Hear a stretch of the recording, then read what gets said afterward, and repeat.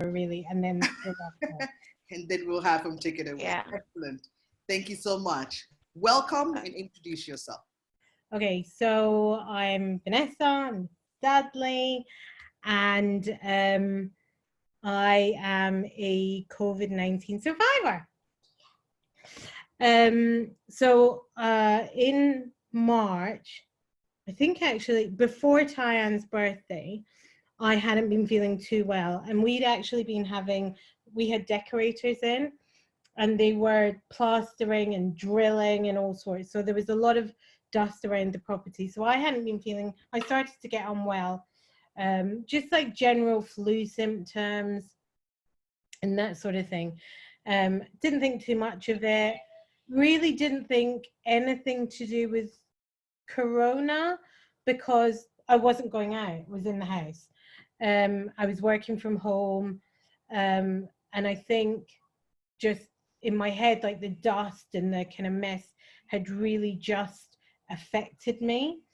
And then I remember saying to Tyann, we were meant to be going out on the Sunday, and I remember texting her saying, I'm still not feeling too well. I don't think I'm going to be able to make it. And then the Sunday, I said to her, I'm really sorry, I can't come. And then the Monday, I said to Dudley, I feel really unwell. I think you should take me to the hospital. So we went to the hospital. They then took me through, did some blood tests, and said to me, well, we think you've got a bit of a virus, but it should go away. And what did they tell you you should do? They said that you should drink water over the next few days. And just take paracetamol, just like continue what I was doing, which was cold and flu tablets. And then on the Thursday, the 20th, I kind of woke up and said to Dudley, I had enough with the mess. We're going to book an Airbnb and go and stay there for 2 weeks while the decorators finish. Because we were like holed up, just the two of us, with all our possessions in the living room while the rest of the property was getting done up. So we were super exhausted. The dust was getting to me, and we thought we'd move away for 2 weeks. And when Dudley came home, he went to work, he came home, and I was lying on the sofa, and I really didn't feel well. And he took my temperature. He looked for the thermometer, took my temperature, and it was over 39. It was like 39.4. So first piece of advice, everyone, make sure you have a thermometer at hand, just in case, if you're ever worried, if you have a high temperature, it's always something that's handy to have at hand. And it's actually something that we've never used before. And randomly, Dudley was like, I'm sure we have a thermometer, a new one. He went and got it, checked my temperature. It's like 39.4, 39.6, and he went, right, we're going to the hospital. So we went. So, so the story is we had packed to go to the Airbnb, but we thought, and I said to Vanessa, before we go anywhere, let's stop over at the hospital. But she had all her makeup and a suitcase full of things, and thought that we would go into the hospital and, you know, be given the once over, and then we'd be going straight off to the Airbnb. Yeah.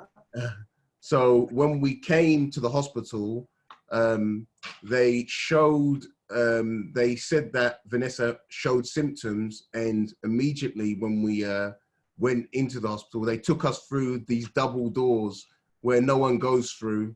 And when we came into the double doors, they said to me, unfortunately, it looks serious and I've got to go home. So I had to go and leave straight away and leave her there. Wow. And that's all I heard.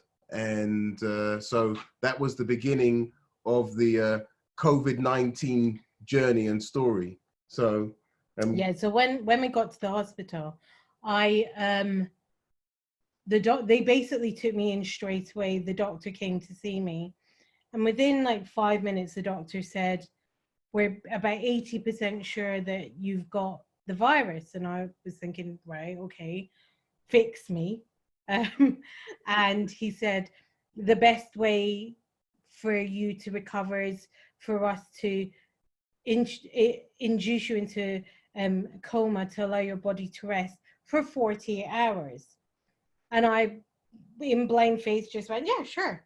Like, you're the doctor, you know what you're doing. I have no idea. At this point, he was parking the car. So I had now driven home after after dropping her to the hospital and being told to leave. By the time I had reached home, I got a call from the hospital which said, by the way, Vanessa is going to be, we're going to induce Vanessa into a coma, and we'd like to confirm if that's okay with you. And, you know, I was stunned at the time. I didn't know what to say. In the first instance, I wanted to say why, and why does this have to happen, and can we wait? And they more or less said, if you want her to live, you have to get her induced on the coma. And that was the beginning of her being into a coma, which was a shock to me, because I also then had to phone, well, me and Vanessa weren't sure of what we were going to do, but I had to obviously alert her parents, which was very, very, very, very a hard thing to do straight away. Very difficult to have to tell someone's parents that their child has been induced into a coma. And obviously I didn't know that much information. They said they were going to test for the coronavirus at the time, because over here, once they do the test, it takes 48 hours. So this was the beginning of her episode and her journey. So first day happened, I was ringing the hospital to find an update, and they couldn't give me an update. And they said that we think she's got the virus, but you've got to wait 48 hours. So I was thinking she hasn't got it. All her symptoms don't show like she's got the coronavirus. And I spoke to her parents, and then her best friend, who was really helpful, her name's Carla, also I spoke to, and basically we were just really working as a team. Her parents really couldn't deal with phoning the hospital. They were also struggling because they weren't allowed to travel down to come and see Vanessa in the hospital. They couldn't stay with me. They're in Scotland. And so this was very, you know, they took it very hard. They wanted to drive down. It's a 10-hour drive just to get down to London from where they were, and they couldn't do that. And they had to rely on us to give them information. And plus it was very difficult for them to ring the hospital. So we were going to be their voice through to the doctors. Wow. So 48 hours later, you know, I was in the middle of the night, you know, just every time waking up. So I got the call in the morning, and I braced myself. And then the doctor said that she had tested negative for coronavirus. Wow. And I thought, amazing. So she hasn't got the coronavirus. Wow, you know. However, they said, we're not sure because she still was showing symptoms of the coronavirus. So we have to do another test and wait another 48 hours. So what were the symptoms they were talking about? What symptoms? The symptoms were obviously the cough. I didn't have a cough. The symptoms they were talking that usually happen with coronavirus is of the cough, not being able to breathe well. So her breathing, she was struggling to breathe. And so the oxygen output from her lungs was very low. So that indicated that this was a byproduct of what happens with the coronavirus. And what COVID-19 does, it gets into your lungs and then starts to work on your lungs. So your lungs and the output of breathing is lessened. So normal 100% is lowered. So the output from her lungs was a lot lower. So hence why they believe that she may have had the coronavirus. So, but they weren't sure. It had come out negative, but they were going to test again. So we had to wait another 48 hours of being unsure of what was happening. So, you know, it went on from there. And in between that time, you know, she was still stable just about. And every time we rang, the word was she hasn't deteriorated, she's stable. So the new word for us that we heard was being stable. In that time, we started engaging with all Vanessa's friends, and Vanessa works in cybersecurity. So she has a password on everything, if you can imagine. She had both her phones as well. So for me to access anything was, you know, it was, oh my God, finger sensors to get into anything. So yeah, it was going to be a nightmare. So lo and behold, I found one of her old phones, which I was able to access, and I was able to contact basically all her friends in the phone book, and we connected with a majority of the friends. And from there, we also had a group of friends, Ty is part of them, where we decided to do a daily prayer. And we also said we were going to start fasting, and we were not going to stop fasting until she woke up as well. And that was one of the things that we did. So how long was that? Not fasting until she woke up? That's a long time. We started, we didn't know when. So part of the story will be where I think both me and Tyne said, look, Vanessa, you better wake up, otherwise there'll be nothing left of us. So, you know. So. And anyone that knows Tyne and Candy, they're slim ladies. So yes, yeah. So it was a journey. So we then decided to do daily updates to the friend group. You know, there was masses of people. Vanessa works with a company, and I was getting calls from Israel and so forth. Wow. Oh my God. Going, where is this girl? You know, and it was very difficult for me because having to tell the story again and again, it was quite difficult whilst managing to see how she was doing, and every day whether or not, you know, she was improving or deteriorating. So it was a difficult time, so 48 hours happened since then, and then they said that that the test had come back positive for the coronavirus. So which was really, you know, that was really devastating. Because then they said to us that with the coronavirus, and at that time in London, people were beginning to the death rates were beginning to pick up. And on the news, if you watch the news, across the bottom line of the news would say, start off with 100 deaths, then it was 500 deaths a day, 800 deaths, you know, so it really was, you know. Sorry. Yeah. Sorry, so Dudley, this was or this was in March? This was in March. So this is over. So she went on the March the 20th. So this was probably about maybe a week in that we would have found out she had the coronavirus, and she was on the ventilator in an induced coma. And we weren't sure whether or not she'd be able to make it or not. So every day the doctors would speak to us and they'd give us updates on whether her lung capacity had improved or deteriorated, and whether she was showing any signs of really recovering. So we were praying, fasting and praying every day. All her friends, you know, her family were being updated. So it got very serious. So up until day 10, she still hadn't recovered. And so initially they had told you she was going to be put in coma for 2 days, and then an additional 2 days. Yes. And then ended up being about 10 days. 10 days. And what they were saying, after 10 days, they're not sure what happens after that, because most people would make a difference or make a recovery within 10 days. And actually hadn't made a recovery in 10 days. They weren't sure what to do next. But they said the way it was mentioned, it wasn't going to be good news if she hasn't recovered after 10 days. So 10 days came, and I got a call from one of the doctors, and this doctor probably hadn't had any training on how to deliver a message, and pretty much on the call said that Vanessa was in a very serious condition and there's a good chance she won't make it past that night. How do you take that? It was, you know, I don't wish it on anyone to get a call that your other half may not make it through.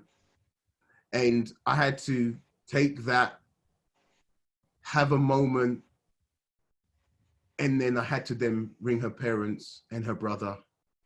And that was probably going to be the difficult thing. And what I said to myself, I'm not going to let this beat me. Vanessa's not going to go, and I'm going to be strong, and I'm going to be that strong person in all of this for her parents, for her brother, for everyone. She's not going anywhere. She won't. And from that point, God came and gave me that strength, the ability to fight. So from there, we rang the parents and told them the sad news, and we obviously prayed. And after hearing that news of maybe she won't make it through to the next day, that evening, from nowhere, there was a group of doctors that came into the hospital who were selecting patients specifically to trial out a treatment known as what is known as the ECMO machine. So this ECMO machine, that evening, the same evening I was told that day that she won't potentially make it through to the next day. So they said that this team was selecting coronavirus, COVID-19 patients, and to see whether or not they can maybe, save their lives. But they had to select them. So it wasn't a case of Vanessa was picked. They gave us the idea that they were going to go around the hospital and select maybe some patients which they would use. So we still had to go through the night hoping whether she'd be selected. That morning, they mentioned about selecting her. By I think 10:30, they had selected her and were going straight to operate on her, not moving her to the actual hospital where the actual machines are mainly based. They came directly to the hospital where she was to operate on her on that morning. Wow. And this machine is as I said, a machine which, if the ventilator's failing, if you're about to pass away, this machine is something on a next level. It's known as, what they call it is like the iron lung, where it basically your lungs are put to sleep and it acts as a lung and helps your body to breathe via iron lung. Your body and blood is taken out of your system and oxygen is passed through your blood. And so she basically had a body washout like dialysis machines, which washed the blood through her system. And they operated on her that morning. And then they had to transport her from the hospital to another hospital, which was another dangerous sort of journey as well. So all of this had taken place within 24 hours of saying that she may not make it. So this was the beginning of another journey, because she was still put into another coma. So she was taken out of the coma, put into another coma with this ECMO machine, and then taken to a hospital, which is a specialist hospital, a hospital where, to get on this, on a waiting list would take so long to get on. So, and to be selected is, is very, it's unthinkable how they would manage to select, Vanessa out of so many people, potentially people. And we're looking at, amounts of maybe 800 people passing away at a time in the UK. So just to select her was really special. And so that day she was taken to and moved to Royal Brompton Hospital successfully, and then began the journey of being on ECMO, which we all then were put onto another journey on whether she was going to live or not. This ECMO machine is a very special machine. I think each machine costs about £150,000 and £10,000, 150,000 and costs up to £10,000 to run, I think, within a week. A day. £10,000 to run a day. So you can imagine the sort of machine she was on. And there's only 16 of these machines in the UK. Yeah. Wow. So you can imagine the amount of people that were in hospital at that point and were being ventilated and having their ventilators switched off. And there's 5 in the south of England. So in the hospital that I got transferred to, they have 5, and they transport these machines all over the south. So at any one point, they might have only had like 1 or 2 in the hospital. So they brought that to Chelsea and Westminster, operated on me, and then took me and the machine back to Royal Brompton, which is like 5 minutes down the road, but still, obviously a massive risk. And also as well, they were trialing this with Vanessa. I think there's only one person who else had gone on this machine before. So the thought of if everything for coronavirus. So if anyone fails, this is the next level they want to trial on. And so Vanessa was one of the very fortunate people that was picked from the point of no return. So all these things really were working in our favor. But obviously, whilst you're in the going through it, you never think of these things. But you know, we're just praying on an everyday basis for improvement. And so then began her journey on what we call the ECMO machine. This ECMO machine detects everything that moves in your body, but it also can have, it's such a powerful machine, it can have an effect on other organs in your body. So sometimes people on this machine, their kidneys may fail, or they may have heart problems or liver or other issues. So it has such a strong effect. It can affect your body in other ways. And there's a big history of people come on them off this machine of ECMO and what it does to your body. So we were praying that while she was on the ECMO machine, all her organs were intact. And I think 3 days into the being on the ECMO machine, they said that her body required dialysis because it had affected her kidneys. So her kidneys were failing. And so she was also now not only going through her lungs, she was also having kidney failure. So then the dialysis machine was attached to her body as well to help her. So this was also a thing that we had to think about.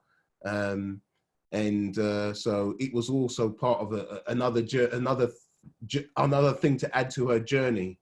So we have Edna, who's been itching to ask a question. Edna, do you want to ask a question now? Hi, darling. It's so lovely to see you. Hey, thank you so much for your prayers. Oh man, and I'm missing church.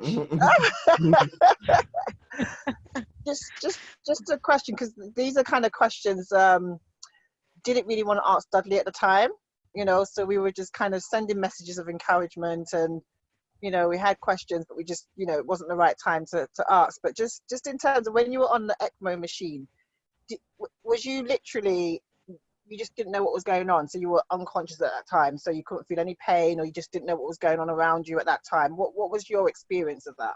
I was asleep, having great dreams.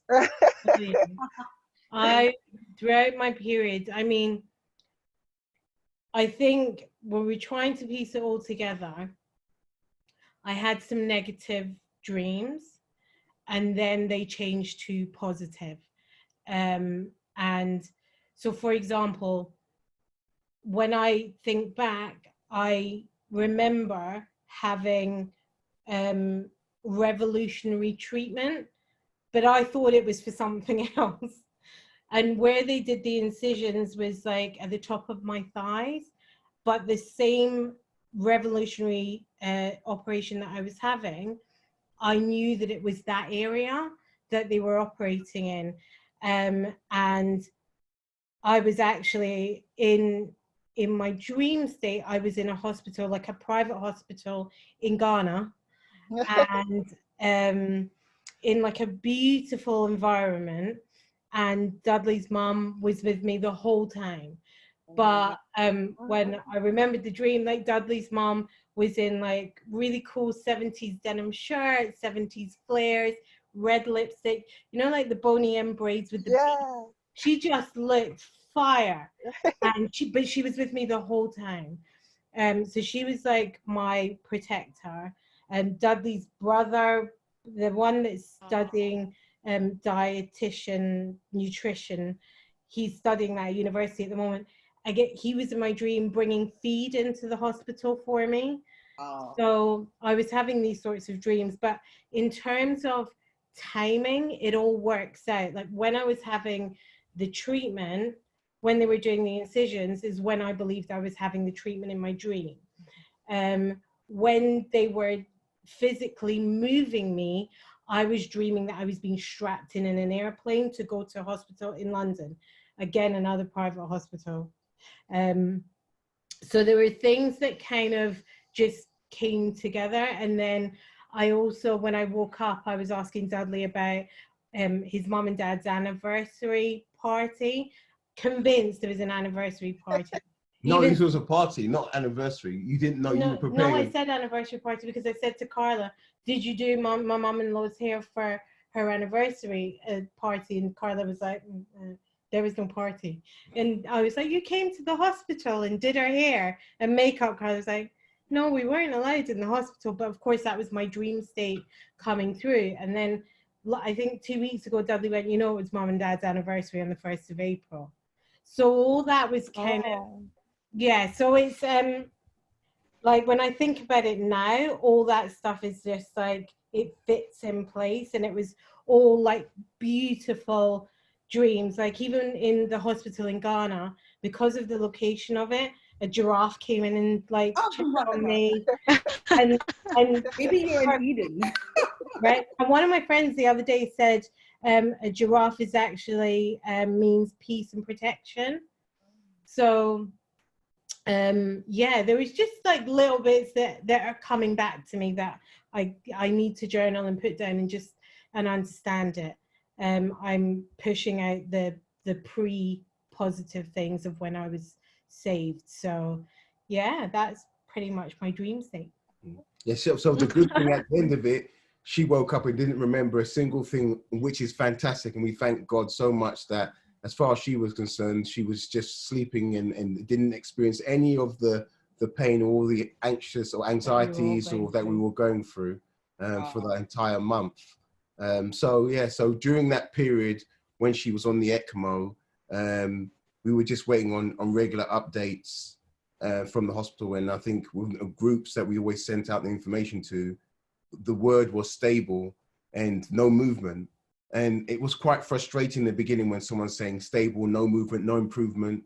But we soon realized that stable was good, was a good thing. Hey. And every day we heard stable, it meant that she hasn't deteriorated, because people in COVID-19 rapidly deteriorate to the point where they can't survive. So every day was, we were getting told it was always stable. So now the time was coming up to near the first week in April.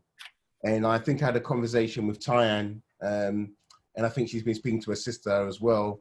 And it was my birthday coming up on the 7th of April. And this girl can fuss about my birthday like nobody. You'd think it was her birthday and not mine, the way she goes on. Me, I'm not so fast, but we don't miss a beat when it's my birthday, you know. She bakes cakes, everything, fantastic cakes, you know. And all I had, you know, I had on my wall, on my fridge, I have my dinner sort of timetable of all my food that I'm making while she was away. And so it was I think the Saturday, which was I think the 5th of April. My birthday is on the 7th, and on the 5th of I've forgotten a bit. So basically, I came off ECMO and I was ventilated again. Yes, on the 5th. You won't say again. No, I'll explain to you. They told me. Listen, this one. This is normal. No. So what happened was, she was I think the 4th of April. So she was showing signs of improvement, and her lungs, oxygen was beginning to come back into her lungs. So it was a good sign now, because rather after going through for the last almost 2.5, 3 weeks of being stable, now we were shown in some indication of oxygen coming into her lungs. So they were then thinking of being able to take her off the machine, and really were considering that it was a good chance that she may come off the machine. And we thought, fantastic, you know, this was something that you couldn't even imagine. And, you know, I think me and Tyann, and I think, you know, I was hoping on the Friday, which I think was, is it the 5th, that she would be able to come off the machine by that time. That's what I was praying for. And I think Candy had, Tyann's twin sister, had said that she had been praying that something would happen from that time. And then lo and behold, we were told that they were going to take her off the ECMO machine, which was fantastic, you know. And they removed her from the ECMO machine on the 5th and would take her down onto the ventilator. So and then she was improving, or she was still stable? She was improving, because her lungs were, so before her lungs weren't working on their own at all. The machine basically acts as her lungs. So for them to take her off the machine, it meant that her lungs were beginning to start to work themselves. Wow. But she was still critical and still required the ventilator. But it just meant that she wasn't attached to this machine. And I'm sure they were probably worried about how much Vanessa was costing them. But also as well, I also was told that when she comes off the ECMO machine, usually people, once they come off, they go into a ventilator for another further 3 weeks. Wow. Before they come off the ventilator, and then maybe another a week or so before, 2 weeks before they actually end up being able to talk or even walk. So we're looking on maybe 4 to 5 weeks before she even is able to recover. So we got this news, which was sad, and I was hoping that at least for my birthday, I'd be able to speak to her or something. So I haven't seen her. I can't visit her. There's no video call.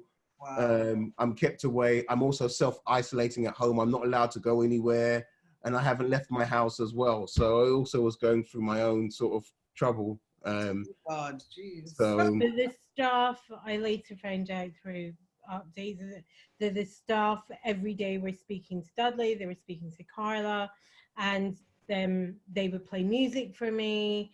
They would, like, one of the nurses washed my hair, and like, What? yeah. she got star treatment. Wow. You know, so But who told them to wash their hair? Like, how do they know that? listen, I don't know, but this girl loves the finer things in life, and so she was doing the royal treatment at the Royal Brompton Hospital, of course. What else, you know? And so when she was on the ventilator, they phoned me on I think the day before and said on the next day and said that she was on the ventilator, but her lungs were improving so much that there was a good chance that she may come off the ventilator. Wow. She came off the ventilator that day, and we were told that she was breathing with a bit of oxygen. 5%. 5% of oxygen. So this is going from someone who was in a coma. Her lungs weren't even working within 24 hours from being from there to a ventilator to be able to be awake and breathing with just help of oxygen for 5%. Wow. This was the day or so just before my birthday. Wow. So this was on the 6th of April. Yeah. Amazing. So this was something which, and even all the doctors didn't know what to say. They were scratching their heads. They had not experienced anyone coming off an ECMO machine, off a ventilator and being awake. This was, they couldn't even, you know, when they have notes and scientists come in, they couldn't even figure out what and explain. They just handed the case over, say this, she's awake. And that's what they could say. They couldn't, there was nothing else. That's all that matters. So yeah, this was the beginning of the fight back. And lo and behold, the nurses were very helpful, and they had the phone in the hospital, and I think they'd phoned us to say that she's showing signs of being able to speak, even though she really didn't know what she was saying, and she was quite delirious. But I was able on my birthday to speak to her, and probably one of the best birthday presents you could probably even think of getting. So the little things, it's the little things, isn't it? The little things, you know. She was saying all sorts of things which no one could understand, and she told the doctor she had her 3 children, and how's everyone's. There was all sorts of things she was saying to the doctors. I literally dreamed that I'd had triplets a month before. Triplets. His brother had triplets, like 2 brothers, and his cousin had 2 sets of twins. Mm-hmm. Wow. All in a dream. Like a baby. So she said to the doctor, how are my triplets? Who's looking after the triplets? How's his brother and how the triplets? So yeah, so she should be coming in and out during the conversation, saying all these sorts of things, and obviously the doctor didn't know her, and so they probably assumed that, you know, this woman looks amazing from after having triplets, you know, just a month ago. So. Honestly, and I did say to the doctor as well, I was like, oh, is it safe? He says, you know, we're hoping to get you home within a week, 10 days. And I went, oh, is it safe? I've got children. And he went, how old are they? How many do you have? And I said 3. And he went, how old are they? And I went, just a month. And he's probably thinking, well, you've been here for a month, so I doubt it. And then the next day, I was completely back to normal. And then I was thinking, oh, please don't let me see this doctor again. I don't want to see him again. Because he probably went off and called my dad or called Dudley and thought, so do you have triplets? Yeah, so I think they just said, so I was very nervous, and but they also said as well that she probably may not be able to talk again for another week, and her mobility she may not get her mobility back. So everything was brand new. So it was almost like a baby starting again and learning words. Mobile, she wasn't able to sit up properly, walk, just about able to talk. So this was something which was also very difficult as well, having to speak to her. And her phones, she couldn't work her phones properly because she didn't have any energy to hold them up. She couldn't access numbers, which was good. Number. She didn't know a PIN number, and for some strange reason, her finger sensor wouldn't work as well. So all of this was taking place. But I was also praying that she didn't manage to access her phone, because she didn't know anything that happened, and see all these messages from people and all the stories of almost not being able to survive and having the coronavirus, which would have been really impactful on her recovery. So I was very nervous about that. But God being God in really working his miracles, it really worked in a transition where every day she improved before she was able to actually access her phone. And there was an actual story was that when she woke up, there was on all the friends, they were saying, what's the first thing Vanessa's going to ask for? So all sorts of people had put in suggestions on maybe mum, dad. She likes the finer things in life. Someone said her phone. Someone said her Chanel bag, her makeup, taking custard. She loves her dessert. Christmas came early. Exactly. And remember, I thought I'd been asleep for 2 days. Yeah. Because that's what the doctor had told me. You will be incubated for 48 hours to allow your body to rest. So 1 month, 2 days. Yeah, 1 month later, yeah. So so she woke up and the first thing she asked for was me. So at least I'm doing something right. That's right. Well done. Which is amazing. And then next she asked for a phone after that. So at least I beat the phone to it. So so that was the amazing sort of journey. And she happened to wake up and improve to the point where 10 days later. And so she was released from the hospital a month after going in. So it was almost March the 20th to leave April the 20th. So she came home, and they brought her in an ambulance in the street, strapped in a chair to bring her up the stairs. So yeah, that was quite, it wasn't easy to see her in that state. But the fact is that she seen her in person. What was to see her in person? The day she was coming back home. Yeah, well, you told me not to come home and stay an extra day. I told her to stay in the hospital, but there is a story to this, so please don't think I'm a mean man.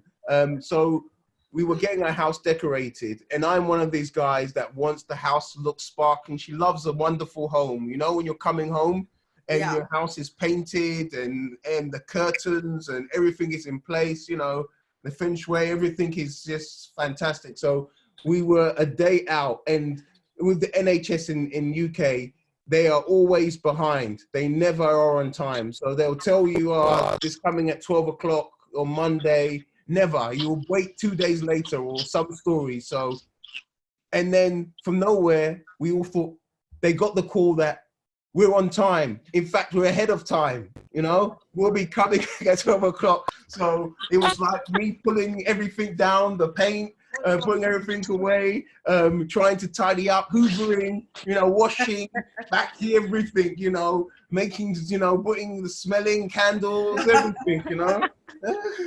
Getting on my best clothes just in, you know. So so it was really panic, you know? And then she arrived, and then they helped her up the stairs. They brought in all the things, the white bag, and you know, I said no, the white bag can't come in because God knows if it's contaminated with this virus, it stays downstairs. And yeah, she was very emotional to be brought back. It was unbelievable, you know, to think that, you know, just maybe 5 days or 7 days earlier, she was in a coma, being at home. You know, this is something that, you know, with all the cases that you've seen and heard, people who just go on a ventilator alone, or people unwell, it takes them so long to even come out of the hospital. You know, she was at home after being near the point of death, or so they said.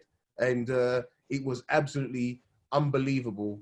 You know, before she left the hospital, all the doctors and the whole team gave her a standing ovation. They couldn't believe that this was, I think she was the second patient to have made it through on this ECMO machine. So the trial worked, the trial from nowhere, when no one expected, where she was picked from nowhere, and then, she was home 10 days later. So it was unbelievable. And 10 days where she was able to talk, walk, her faculties were in order in that sense, where they said that she would not be able to walk, she wouldn't be able to talk, her organs things may have been problems with her organs.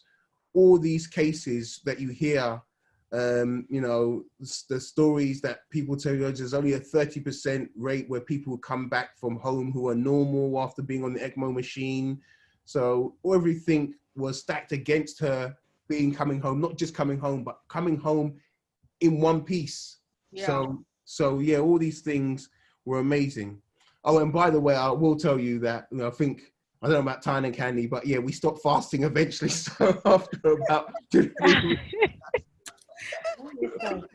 Oh, you did? Yeah. Even after 1 month.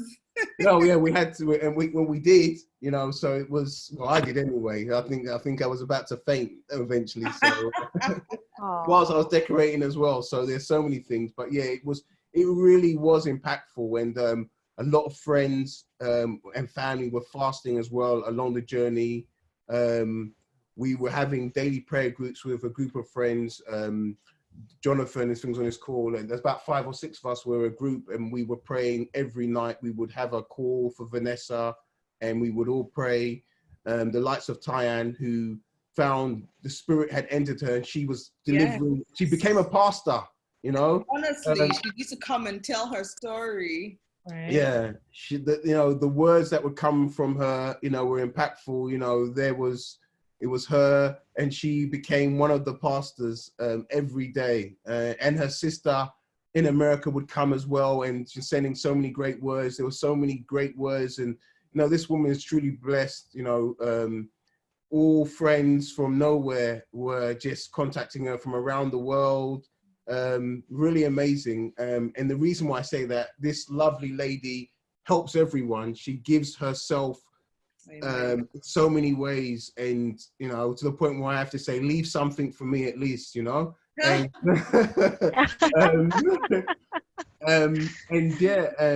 and finally, you know, everyone gave back, you know, so many people, good wishes, and so many things, which is unbelievable. And yeah, I thank God so much on just the amazing journey and the miracle of being at the hospital at the right, because the other story which we started off with is that we had this argument of where we live, there's local hospitals, and she wanted to go to the top hospital, which is a further drive. The team came to that. The posh, bougie self of this woman. Exactly. Well, none of my on the call, I suppose. And she chose, you know, this Chelsea and Westminster Hospital, you know, near, you know, central London. And she chose that we should drive a bit further just to go there. So for once, I can't complain about her spending a little extra money or looking into the high life or so forth. So yeah, We went there, and being at that hospital as well, God telling us to go there was reason why they were able, the team in Royal Brompton were able to choose her as one of the candidates. If she was in a local hospital, they would not have come out that far just to go and operate on her on the next day or choose her. So yeah, we also thank God for that. So all the sort of things that happened, from choosing the right hospital, from being selected, from being on this special machine, and then coming out of it just before my birthday to give me, you know, to celebrate my birthday with me, from being able to speak and walk and being home all in the space of a whole month. Yeah, it was truly something that, you know, I don't even know. I mean, the doctors still are confused of how this is happening.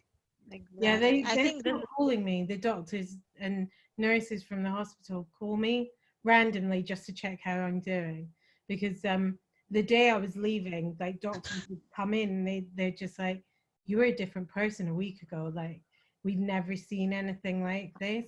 The rate of recovery, and even coming home, my dad reads everything to do with ECMO and ECMO survivors. He's like, you know, only 20% of people recover fully. Don't have too much expectation. And, you know, like, we're, you know, we lead with our faith, and I'm a very positive person. And I had to say to my dad, you know, don't say things like that. Don't be negative. And I know he's not being negative. He's trying to manage my expectations, because another common side effect or thing that happens after is PTSD.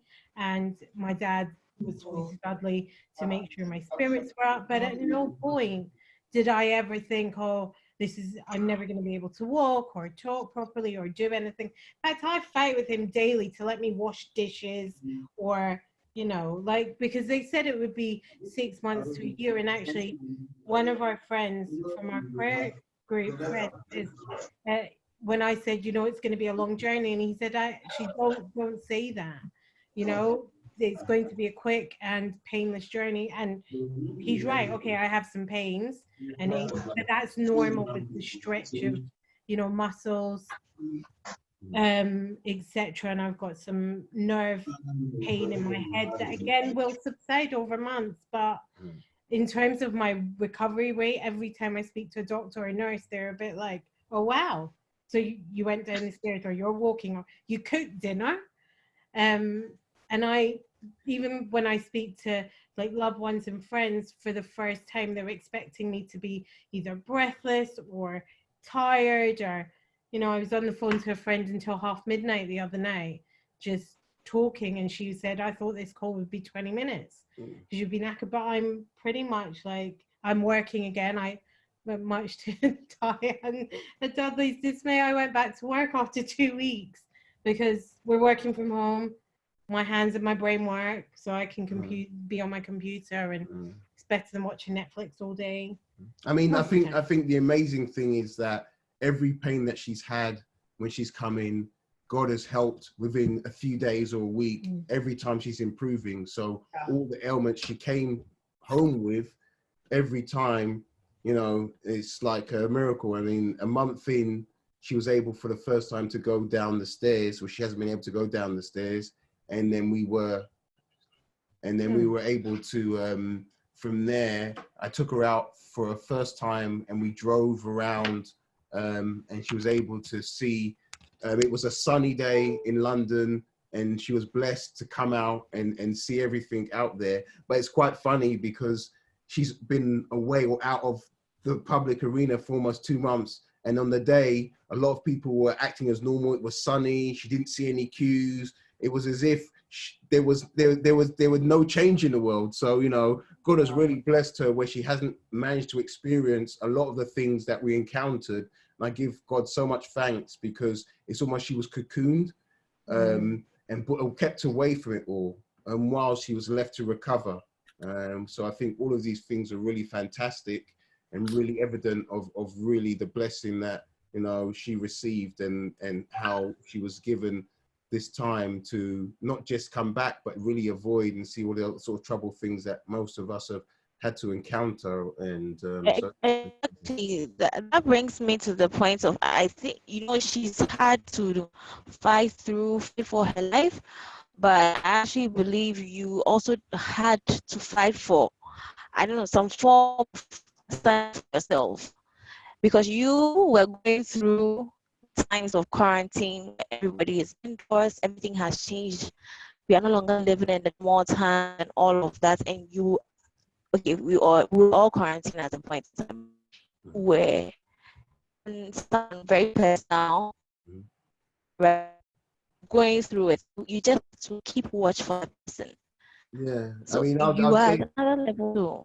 yeah, I'll tell you another story as well, which I didn't realize at the time. So I think the day before Vanessa woke up, I was in my house, which is full of paint and everything was all over the place. In the middle of the night, Yeah. I think it must have been about 3, 4 in the morning. I must have woke up to go to the bathroom, and I must have tripped and fell in the middle of the night. And, you know, me, I don't drink or anything like that, but it was almost like I was a drunkard or something. And I was unstable, and I fell to the point where something pierced my shoulder blade. But it was very painful, but I picked myself up and I said, what is this? And I went back to bed, and there was a pain in my shoulder, but I had picked myself up. And in the morning when I woke up, I had a big gash on my shoulder. And, but that's the day, in me picking myself up, was the day we got the call that Vanessa was coming off the ECMO machine.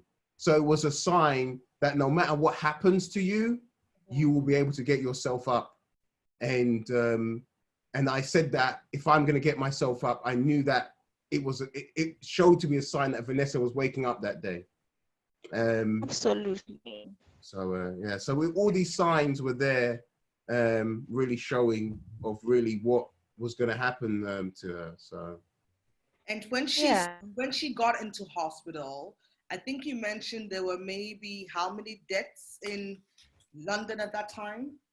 I think it started the beginning of it. I think it was up to almost 500 then a day, then up to 800, 900. So I think by the time she woke up from the ECMO machine, I think there was probably at least maybe up to 10,000 deaths that had taken place in. When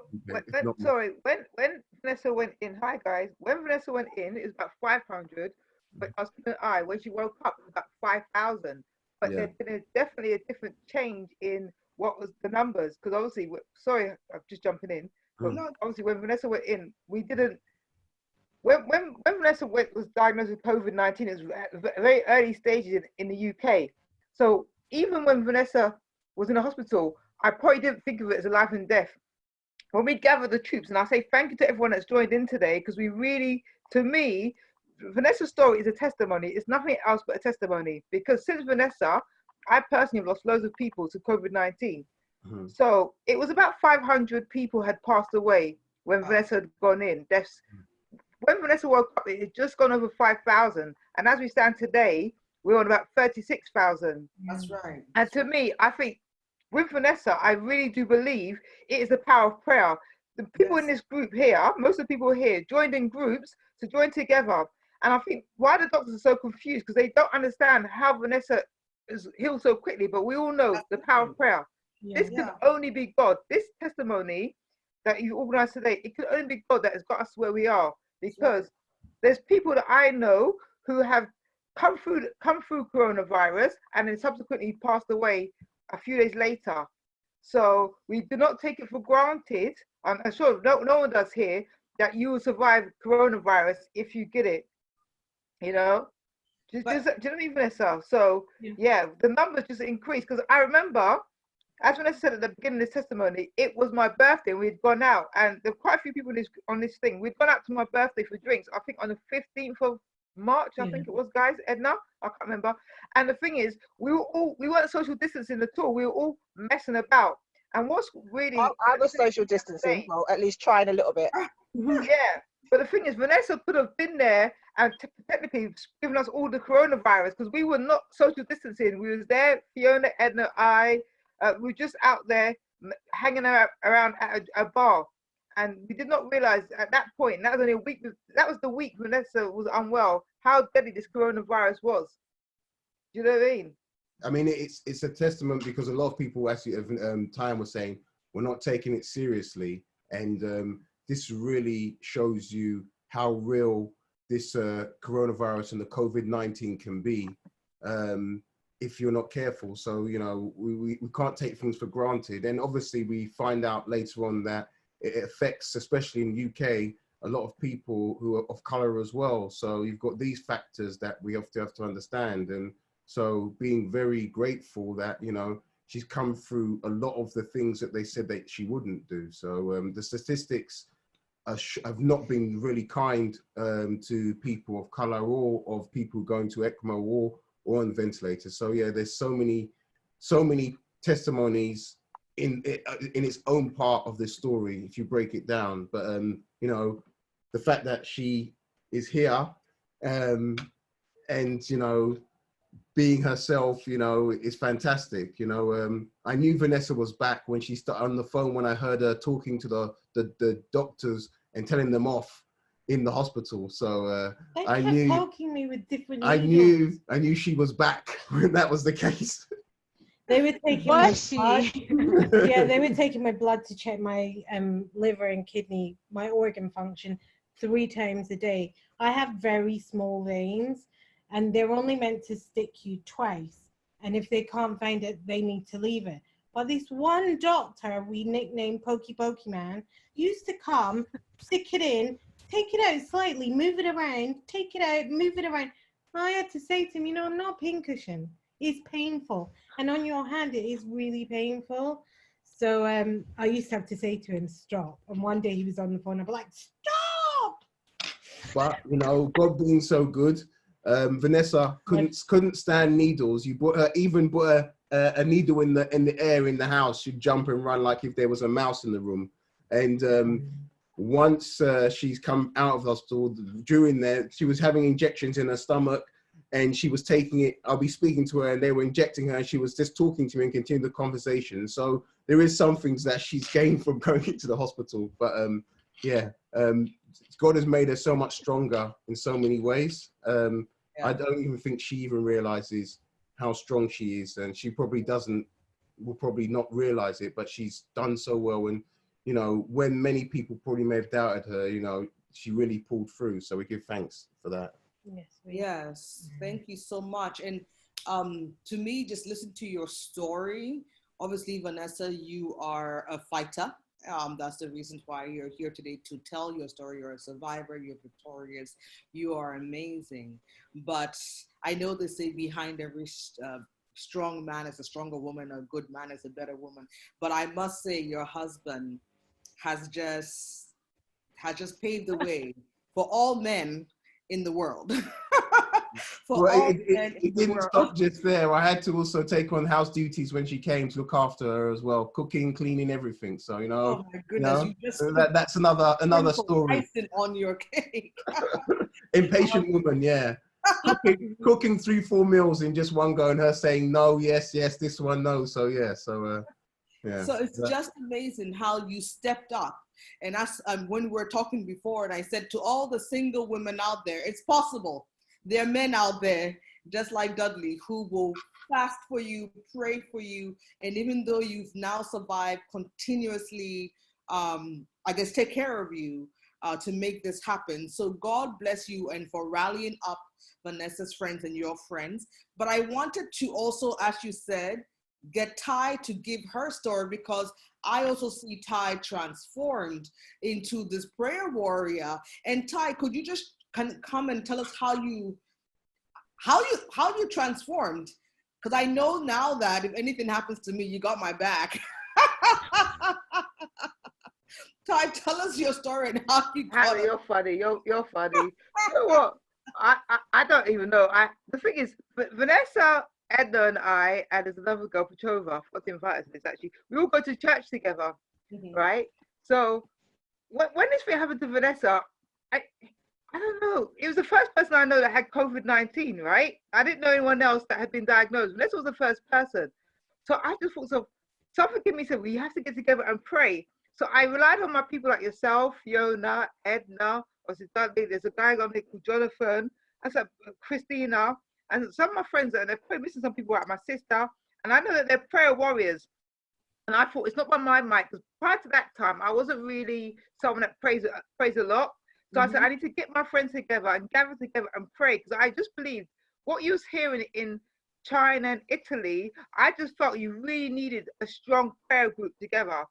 And sometimes we'd get the updates on Vanessa, and sometimes the doctors I found were a bit, not negative, but their words I found to be just a bit wishy-washy. So when they say things, I'd say to Dudley, we need to pray against this, because we know there's death in life and the power of the tongue.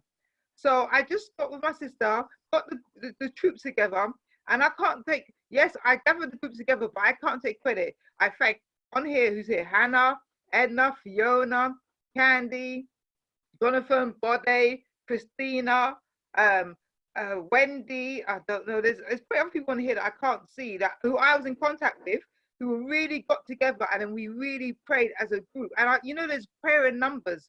So we prayed, we got together and prayed, and then when I was getting people to pray, they also were getting other people to pray. So I just believe no matter what happened, the devil was not going to take Vanessa out, because there was just too many people praying for Vanessa. And through this period of what happened to Vanessa, I've learned to become a more prayerful person, because I just felt like, I just felt, someone gave me thought like it was life and death. And Edna said something to me before. She said, Kai, I can't imagine going to church without me, you, and Vanessa being there. Amen. And Edna's always late for church. Okay, what happens is it's always Vanessa and I at church, and Vanessa she will save Edna's spot. So it would have been very strange if we got back to church and it wasn't the Three Musketeers. It is weird. It's just how we are. We go to HTB in Brompton Road, and I even at the time I even emailed my pastor, who they prayed for Vanessa. Did you hear the link? She went to church in Brompton Road. She went to the hospital she was in is what? Royal Brompton Hospital. So there's another thing for you. But the thing is, though, we laugh at the situation of Vanessa, but I say Vanessa being posh is probably what saved her, because Vanessa's local hospital is probably Croydon, and I think if she'd gone to Croydon, we may not have had a success story. Chelsea and Westminster is a very middle class area, and the thing is, the ECMO machine is probably not available in Croydon. So I don't think she would have been picked to be on the ECMO machine in Croydon. And I think the reason why Vanessa's here today is because of the ECMO machine. Because I think that's the difference between some of the people that have passed away. Because that really took over, I guess, was it the lung capacity, Vanessa? I'm not quite sure what it did. It really took over your lungs. It took over your body parts. And there's only 5 in the southeast of England. So imagine if that wasn't there, and Vanessa had gone to another hospital, we don't know what story we would have had. Because a lot of people have not got access to the ECMO machine. And saying that is, there is actually a GoFundMe page, not a GoFundMe, they've actually set up a page where if you want to, you can donate to get more ECMO machines, because as I said, there's only 18 in the country, but we need more, because if there had been more ECMO machines, there probably would have been more success rates of this virus. Yeah. I mean, trying to add in as well, I spoke to her friend Carla. She has got lots of friends in Italy, and she said they don't even have any of those machines in Italy alone. So you can just imagine how specialized this machine is. This is really, something which is just, it's not an easy thing to find. And just to pick up on, just to pick up on the power of prayer, there was like Emmeline, Elvira, Yutunde's church, my friend in from here, her family's from Madeira, even up until this week, her uncle would conduct mass for me. Chanel and her husband, the day that they got the call about, the chances weren't looking very good, they prayed all night, and this wasn't going to happen. I was going to survive. So for me, one of the first things that I said when I woke up was, God has kept me for a purpose. I don't quite know what that purpose is yet. I'll find it. Tyann and I had just started well, I had, Tyann was coming, serving at church. I did a couple of weeks, and then I got ill, so I didn't go to church for like 4 weeks. So I've been coming, and also it started Alpha Course. So I've been getting more involved with my faith. And the first thing I said was literally, God has kept me for a purpose.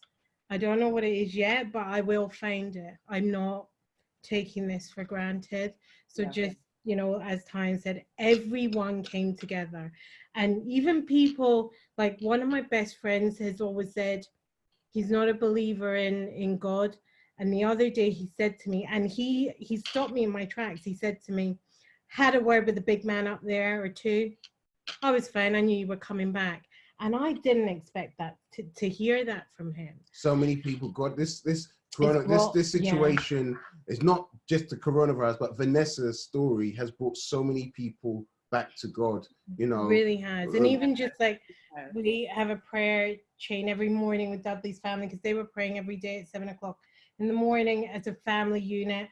They would do a call and they would pray every day for me, and that is still going, and that's important. And even with like our friends, where they were praying every day, they then, you know, I said it still needs to happen at least once a week, because we have so much to be grateful for and so much prayer and energy to put out for. Like Tyann's lost a lot of people through this, people that she knows, family, and I'm sure pretty much everyone's been touched by this in some shape or form. So there's still a lot of prayer and energy required for this, and that's why it's so important for us to continue that, and we are, apart from last week.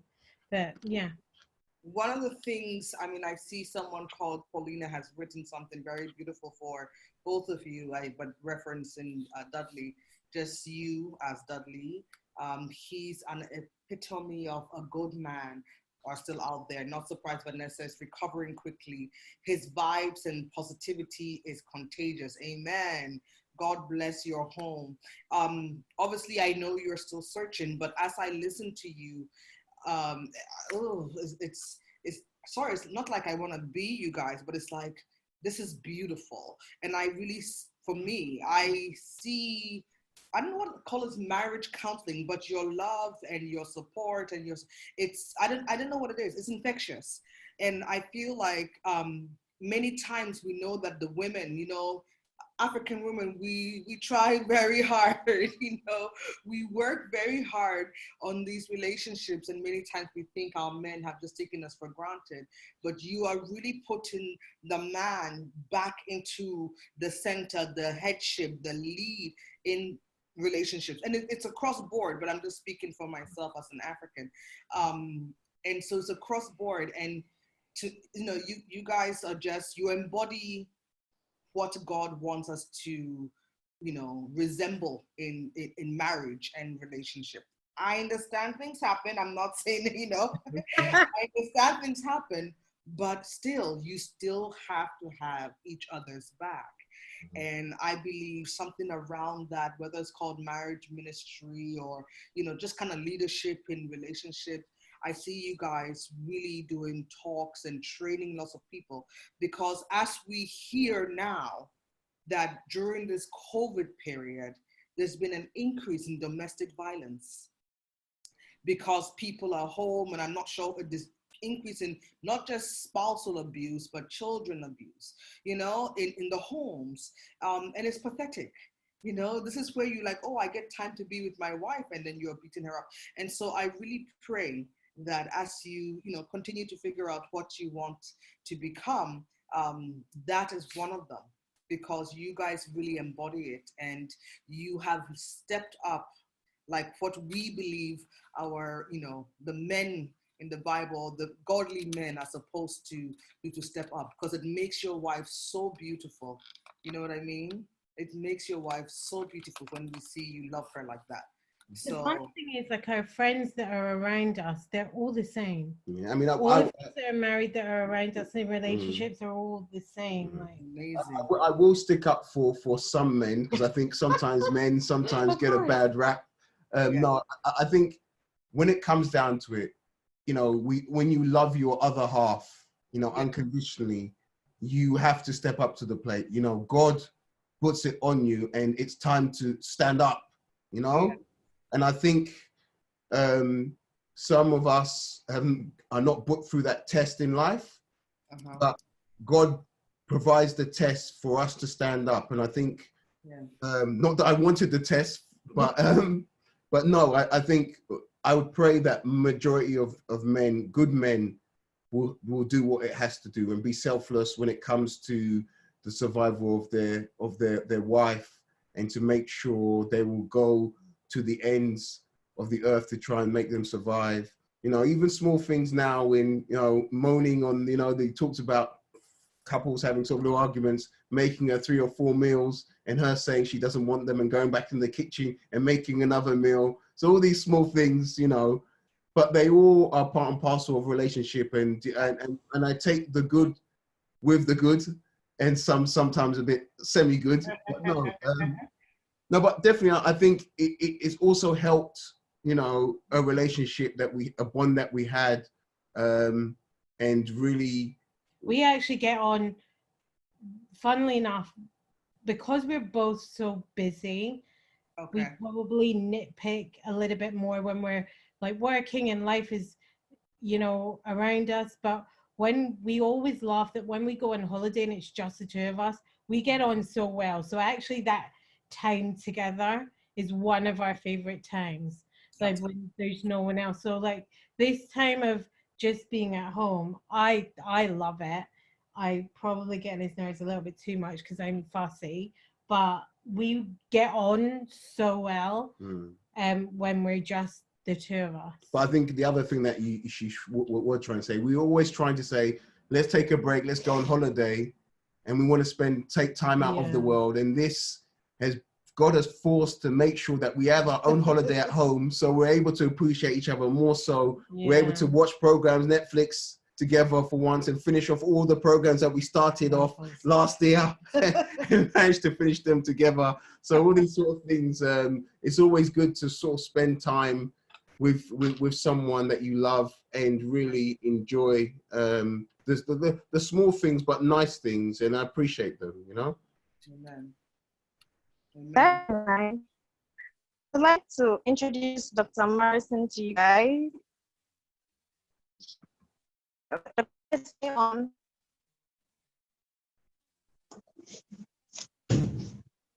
Hello. Hello. Yeah. Repeat that, Michelle. Vanessa and Dudley, this is Dr. Morrison. Dr. Morrison is our really good friend out here. He's a medical doctor. He's also a very good pastor. And yes, he's been listening to your story right from the beginning.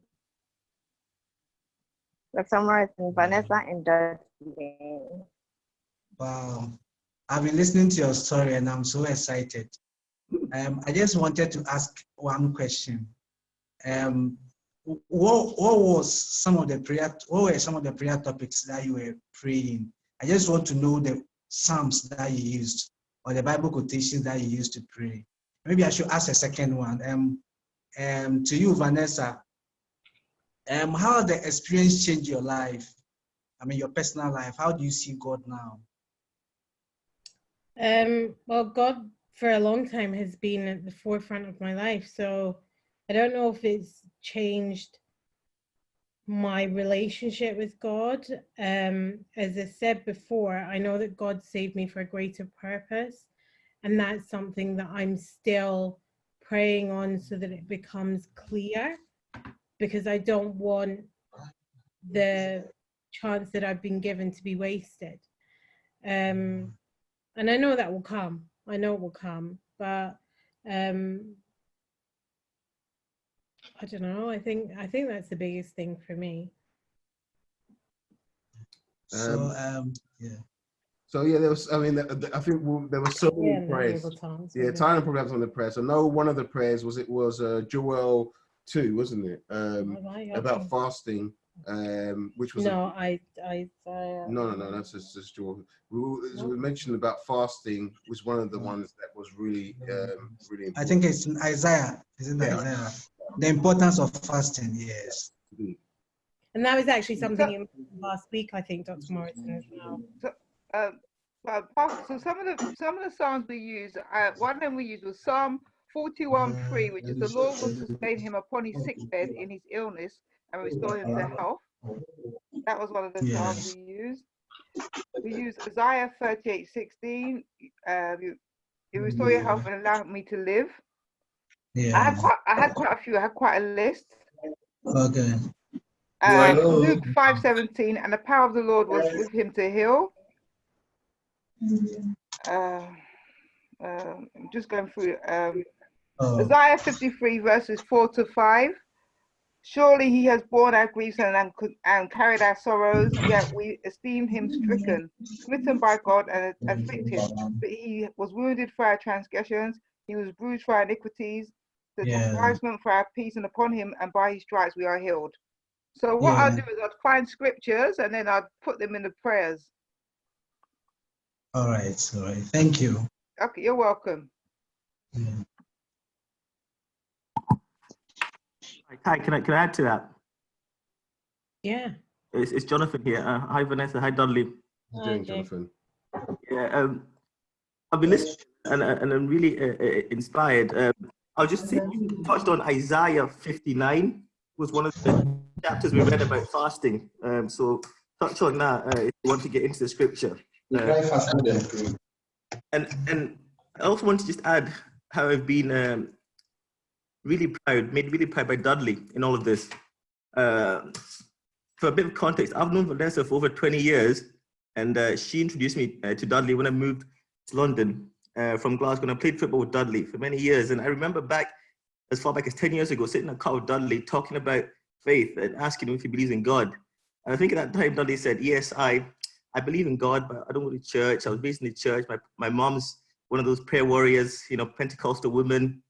And Dudley, I think, had kind of, it wasn't a priority in his life, and for many years. So if somebody had said to me, even 3 months ago, that I'd have been in prayer calls with Dudley leading prayers, I would have probably asked them what they were smoking, I wouldn't have believed it. But I've been really proud, Dudley, to see you grow in the last couple of months, and I think it's your faith and your character.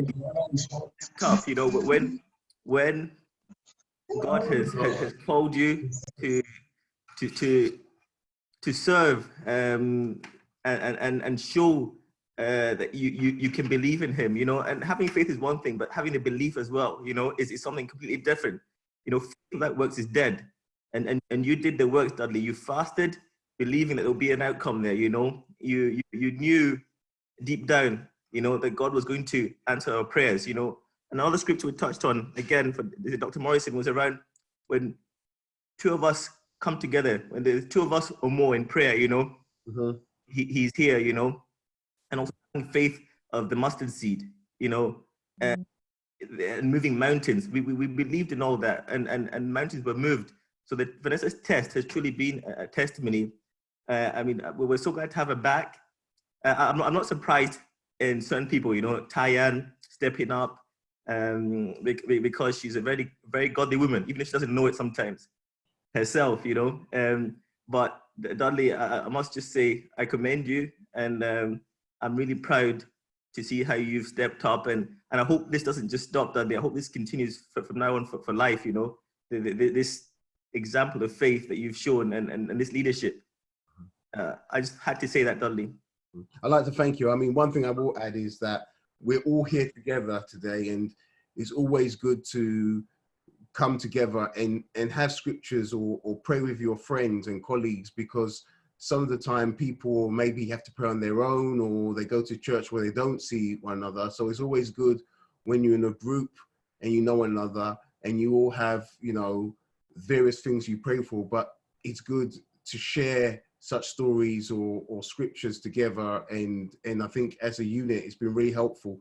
And the other thing as well is, whilst I was on my journey of being alone at home and having to go through what I was going through, it was really helpful to have the prayer group to help. And it was something that I looked forward to as part of the day, no matter whatever story or whatever the news was in the hospital. the prayer group would always be there to pick me up if things were low, or to, you know, celebrate if we were getting good news or things were stable. So it really was helpful as well. So I'd like to also thank all the people that were on the prayer group, the daily prayer groups I was on. So, you know, I can't thank you enough. Are you still praying now? Like, so you guys continue, you said the prayer group? Yeah, we pray. I mean, and I have my family, I have a morning prayer group. No matter what rain or snow shine or whatever, sun shining, we always 7 o'clock. 7 o'clock in the morning, we're always calling. So that's continued, and it's really not just from Vanessa's point of view, but it's really brought me really close to my family as a group, and praying. All of us, we pray every morning. It's really give thanks to God, and give thanks to Vanessa, who really is the catalyst that really got us to be more closer as a family as well. So. And even as a group, like, we're making an effort to do, you know, once a week still come together, because like I said, we've got a lot to be thankful for, and a lot of people that still need our prayers. I don't like disappointing. Sorry, you missed that. Amen. So, here I am. I understand you're still praying, Vanessa, and Dudley, you can also chip in for this one, for God to give you a vision. But what are some of the passions, now that you're here, you personally, you know, what are some of your passions that you'd like to get yourself into in the upcoming days? And I would love to hear from Dudley as well. This is like your second chance. Passions as individuals, passions as maybe a couple. This is anything. It doesn't have to be something spiritual. Just what do you want to get yourself into? What do you want to? You want to say, or do you want to start? Do you want me to start with you? Which one? Passions wise, I love working. So, I mean, I love like what I do. Chanel's on here. Chanel has talent management and influencer agency and consultancy, and last year she brought me on as her business partner and manager. And actually it's probably one of the things that I enjoy the most. The Chanel and I speak every day, and we come up with ideas, and it's probably one of the things that I love the most, and it's really helped me have a bit of purpose on a daily basis. I'm not working, you know, flat out anymore, because I fall asleep quite quickly. But that is something, and just like the normal things, getting back to like cooking, and like I speak to, you know, my friends, and there's nothing outstanding. It's just the normal things in life that make me so satisfied and happy. Everyone that knows me knows that I love like my designer bags, and I love like great restaurants and that, but all that just kind of, not that I'm selling anything, but all that, like my kind of passion, I guess, for scrolling the internet for what I want to buy next is kind of disappeared. And I'd rather have a good chat with my friends, or like, I don't know, before all this happened at the beginning of the year, I made a decision at the end of last year to go to Scotland every 6 weeks as my parents are getting older. And as much as I speak to them on video call every day, that was something that was really important to me. Now, obviously that can't happen at the moment, but it's just shown what's so important. And even like my friends, the friends that I have are my family, because I'm not from, as much as I've been in London for over 20 years, not from London. So the people that I have in my life here are my family. And this time that I've gone through has really shown, like everyone that I have in my life has really shown that it's true. They are my family. They will do anything for me as I would for them. And that's why, like last week when we were speaking, I was in floods of tears, because I think the biggest thing for me, and Tyan and Dudley will tell me like to stop thinking like that, but the biggest thing for me was seeing like my friends, my family going through so much pain, and thinking about that to me, because I was asleep having great dreams, but my friends and family going through so much pain, and on a daily basis not knowing and getting a call to say that, you know what, she might not survive the night, to know that they went through that pain and I could do nothing. No, you could. Don't worry about it. We're all here for you. Huh? Sorry to interrupt. We have somebody who wants to say hello to their Auntie Vanessa. Oh, hi, LJ. Hey. Hello. Hello, Auntie. Hi, Elijah. You okay? I'm fine, thank you. Thank you, Jesus, for a lovely day. Thank you, Jesus, for a lovely day. Amen. Amen. Oh, it's just these little moments, like, oh my That's God. like the most important thing. Our number one little kangaroo. He loves being a kangaroo. It's time now, so say good night. Good night. Good night, LJ. I hope you're better. Thank you, I am. I'll see you soon. Bye. See you, bye. Bye. So yeah, I think that Vanessa's really, I think she's still gonna take a lot of what she's taking from it, because she's still looking in the dreams, the purpose of it. So I think she's still a journey to go through. I think for myself, it's interesting. I mean, those who know me, I'm a fairly strong person anyway. And but one thing that I always said is that Vanessa's always stronger than she thinks she is. And you know, I'm African man and woman thinks nothing will harm you and do this and do that. And sometimes Vanessa, sometimes I think she's got it, but she doesn't show it as you should. And I think one thing I've found from this is that she's stronger than what she thinks, and God has given her purpose. So don't think that your nail's gonna break just like that. No, your nail breaking is nothing, because you've survived something which is stronger than a nail.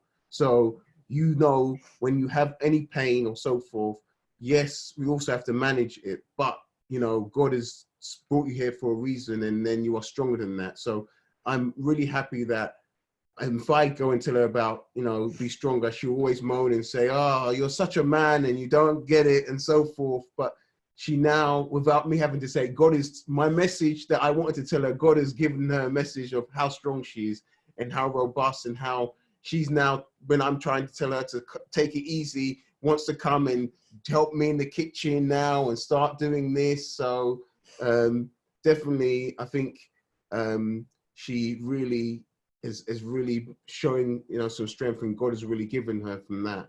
And the other personal thing is, it's just really about health is important to me. And a lot of time I say to Vanessa, health over wealth, and a lot of us granted. And during this period of the coronavirus, people have been stuck in their house so much, and they're now excited just to maybe exercise at home or walk around the street where they never had before, and really just trying to just keep ourselves fit and healthy, and really improve our diets of what we eat and what we have a look at, because now where everyone went to the stores, they would grab this, or now some people thought about maybe eating certain types of vegetables, fruits, and I want to try and not just take tablets where I can, really try and really help my own personal body to take in as many good foods as possible. We're blessed from Africa of having all these wonderful foods, but so many of us just ignore it and eating fish and chips and all these sort of junk food. But we don't need to, and definitely being at home, a lot of people were forced to cook. They couldn't go to their famous restaurants and spend so much money on it. And now they're now great cooks. They've looked at different recipes and really shown that you don't have to go out and spend hundreds of thousands of hundreds of pounds just to sit and eat. You can be at home, enjoy a good meal, and share it with your friends, and that real spirit of being at home, and I think it's in trying new recipes out as well. So yeah, definitely. Amen. It's very nice to hear the little things, like just talking to your friend and a Chanel bag. And I think I'm sure everybody on this platform, that's what we have learned through this COVID period. Winnie has a question. Winnie, please ask your question. Yeah, actually it's not a question, but it's just kind of like a word of encouragement. I think Vanessa. So when you were speaking, or when your husband was explaining the event, I kept hearing the number 10, which I assume is the number of days that you went through the whole ordeal. Well, God has been taking me through like learning Hebrew, and in Hebrew, it just helps you understand the Bible better. So the number 10 is God's hands. Mm. And I just want to encourage you that just based on the meaning of that number, God's hands would always be there for you. So yes, he's taking you through this ordeal, but going forward, his hands would always be there. And there's nothing that you should fear going forward. And whatever that you have set your heart to do, God's hand is the one that will propel you forward. Amen. I don't know, when you were speaking, just that number 10 just came, just kept coming, and the meaning of it came to me, and I think it's for you. So be encouraged. Thank you for your testimony, and know that God's hand is with you. It will never fail you. Thank you. Thank you. Amen. Thank you, Winnie. Thank you. So any other question from our wonderful audience? Just a final question for me, because to be honest with you, I don't even know what I expected to see, Vanessa, but you're looking absolutely gorgeous. Yeah. And my question to you is about the eyebrows. It's like, how did you manage? How did you manage to look so gorgeous and these eyebrows? I'm like looking at the eyebrows thinking, wow, look at her. We had this conversation about my makeup and stuff. I'm not wearing any face makeup. I literally Wow. put my eyebrows in, put mascara on, and was like, right, let's get ready. Well done, girl. Well done. Thanks. And there was people were very fearful when they first spoke to her how she would look, and when they got on the call, and even I was very nervous the first time I was going to speak to her on a video call, and apart from being a bit delirious, she's and wearing her glasses, which she wears from time to time. Yeah, she really hasn't changed much to my pleasure. She'll probably say she hasn't improved, but listen, she's still the same. She really is fantastic. I think, I mean, I know it's personal and private, but in the sense of God has brought her back to me the way he left, and there's not much, so I give thanks to that, completely. So she's a beautiful lady. Yes, she is. Yeah. Yes. He's not this nice if he's not got an audience. Oh. Ah, yes, he is. He's blushing there. I can see it. Oh, that's nice. That's nice. Any other question? Let me see. You can unmute yourself. Allow that. You can, if you have a question. Okay. I know me, Michelle. Yeah, I know you have like an open fund where we can donate, right? For more ECMO machines, is that right? Yes. Mm-hmm. Yeah, is it that the government is took care of, for instance, emergency cases like yours? Or do you still have bills to pay? How's that going? Nothing's changed. We still have bills. We still have mortgage. We still have everything. So, For the ECMO machine, as you were on it. No, so actually, that was the NHS. It was all in the NHS. So it wasn't private, the hospital. That was just in my dream. And even in my dream, I was speaking to my dad in my dream, and he said, don't worry about the hospital bills. Dudley's family on the hospital, and they don't worry about anything. So I was telling him, like, oh, your auntie's hospital, and he's thinking, oh, sorry, what? I'm very blessed that I was taken to the best hospital in London that do treat private patients, but it was all on the NHS. So yeah, Very, very blessed. As I said, that this sort of treatment, you will probably have to be on a waiting list for a long period of time in order to get to this hospital. So from being at the point of where she was to being there in 24 hours is probably the quickest sort of list that you could ask for. So yeah, so thanks to God for that. Yeah, okay. There's no doubt that this is a miracle. And actually, I've always thought about it, and this is just a confirmation that we are more spiritual beings than we think we are, and our emotions really matter as human beings. Like, why was she so excited about your birthdays all the time? And here comes another birthday, and she's eager to be around. Like, we are more spiritual than we think we are. It was amazing just to hear her voice. So yeah, I couldn't, you know, on my fridge it has my so I have my food timetable on my fridge, and then I think it's the Friday. It says she's off ECMO machine, and then Saturday I spoke to her, and then on my birthday she wished me happy birthday, you know. So you know, and that still was on my fridge in my handwriting, you know. And when she came in, she saw it, you know. It was just what I was going through in real time. So yeah, it was really yeah, it's exactly. It's quite crazy to think, but it's these simple things which are really, you know, really blessed. Yeah. Yeah. Any questions, anyone? Michelle, just to clarify, in the UK, we have a national health service, so things are free. We don't pay for our medical care. It's not like the US of A. It's free. Medical care in the UK is free unless you want to pay for private health care. Because you asked a question about bills earlier. Yes, which is a blessing, because a lot of people, if I use the United States, who come out of this by God's grace, those who come out of this are just sort of say panicking because they have such a huge bill to pay, and then some of them are not really working in this whole state.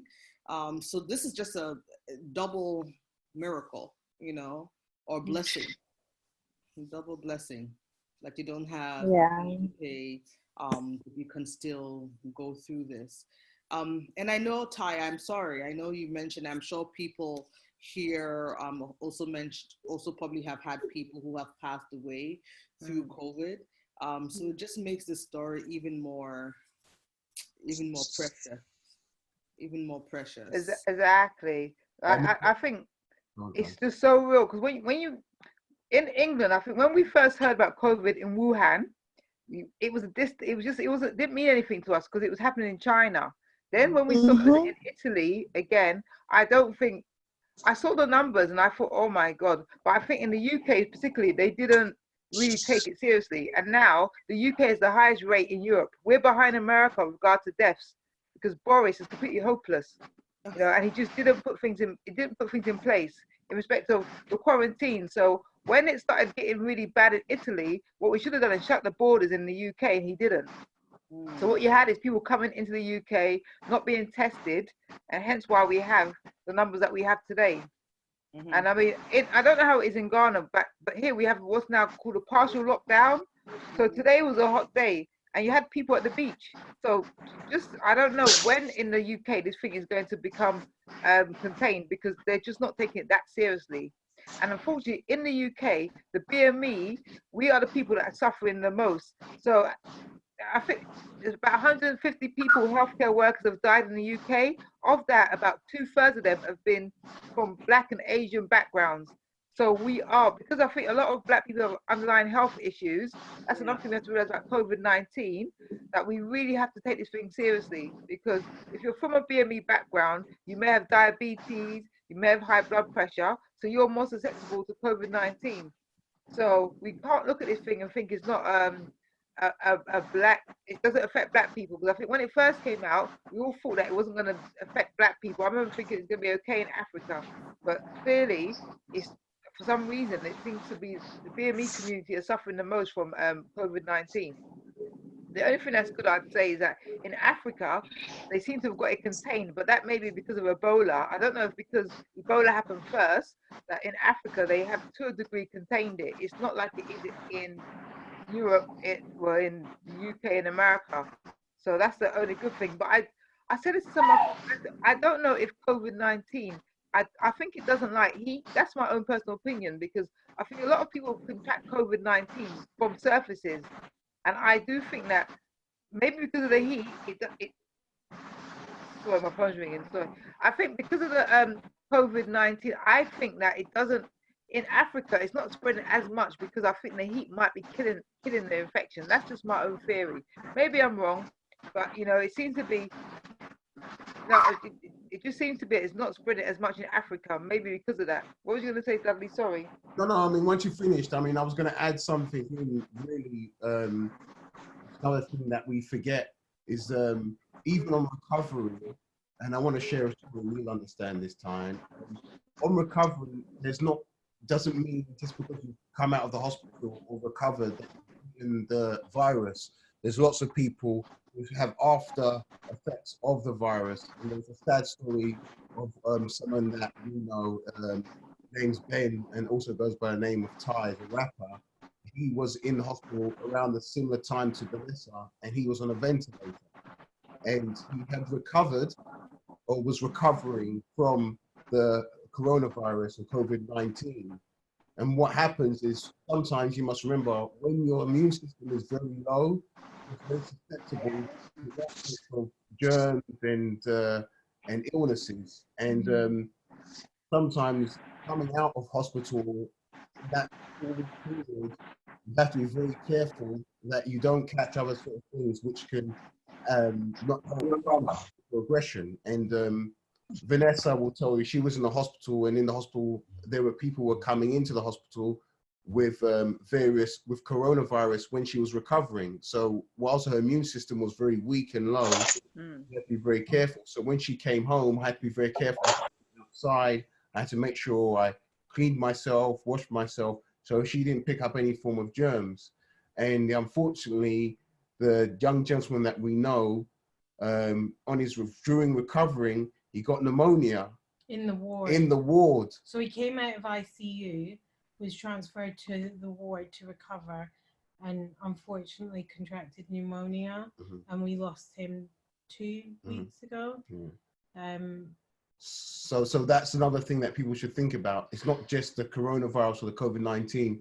People are actually may catch something afterwards, and their system hasn't got enough strength to fight off the second wave of, be it pneumonia or whatever else that they catch. So you also have to be very careful as well on your recovery stage. And that's why obviously Vanessa, it's another testimony to know that she's still, you know, she's keeping strong. That is very easy for people to catch something on the other end of it. So you've all these sort of things to think about, and it's not easy. And some people have passed away, as I said, it's from other factors rather than the coronavirus. So we have to be very, very mindful. Amen. Dr. Morrison? Dr. Morrison, are you there? Maybe he's frozen, I'm not sure. I don't know. He said he was here. Dr. Morrison? Okay, I don't know. Michelle? Yeah, I'm here. Okay, I'm just trying to find Dr. Morrison. I think he's having a bit of a challenge with his connection. Oh, okay. Wow, we definitely have. I'll try and get him on. You can carry on. Okay, please do. Thank you very much. Please do. Right. Can I also say, I think, you know, with COVID-19, a survivor, it's not you come out of hospital and then you're healed. I think even as Vanessa's sitting in front of you today, she's still in the recovery stages. It seems like when you come away from COVID-19, it takes probably weeks, maybe even months to heal. Is that correct, Vanessa? Yeah. You're still healing now, right? I'm still healing. Like I have nerve damage on my head. My muscles are, as I said, they're stretching.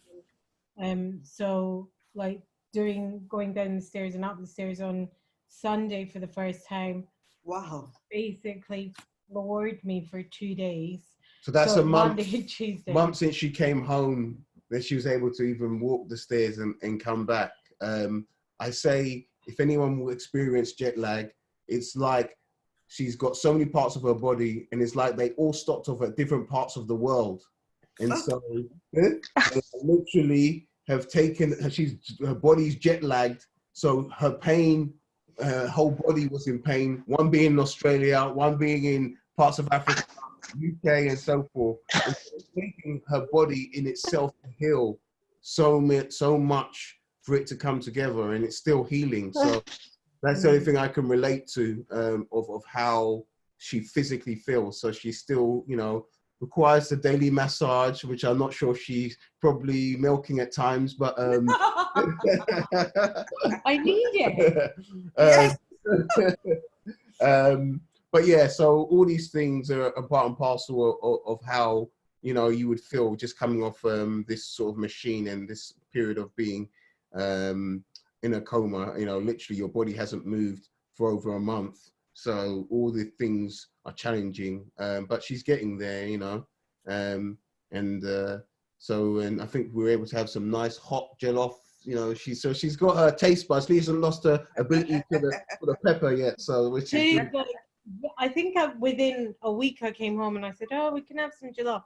He said, "No, you're not ready," because actually when I came home I couldn't eat hot food because as in hot cooked food, you can only eat cold food. So I was only eating like fruit and yogurt, pasta salad, like anything, because my windpipe and my throat had become sensitive from the tubes. For some reason, anytime I ate something warm, it just wouldn't sit well with me, and it would make me feel nauseous. You were blocked as well when you first came home, but and so many things. There's so many small bits and pieces of the human body, and that was re-regulating itself. And then I think not this weekend, but the weekend before, it's like, right, I'm ready. So made a big pot of jollof and stew, and she came into the kitchen and she really, it was amazing. Yeah, she really went she loves cooking, you know. She's the woman that's sort of like the man who's going to do all the DIY, and me as a woman, I want to make sure I cook. And so, you know, as much as she loves my cooking, you know, my jollof is better. Loves my cooking. Yeah, she wanted to really get herself back to feeling, you know, in that thing. So yeah, so she was able to be in the kitchen. I got a chair for her to sit down now and again. So yeah, we cooked together. So rather than on her own, then that was a beautiful thing. Aww. So can I just say, in the UK, they've recently said that one of the signs of COVID-19 is the loss of appetite taste buds.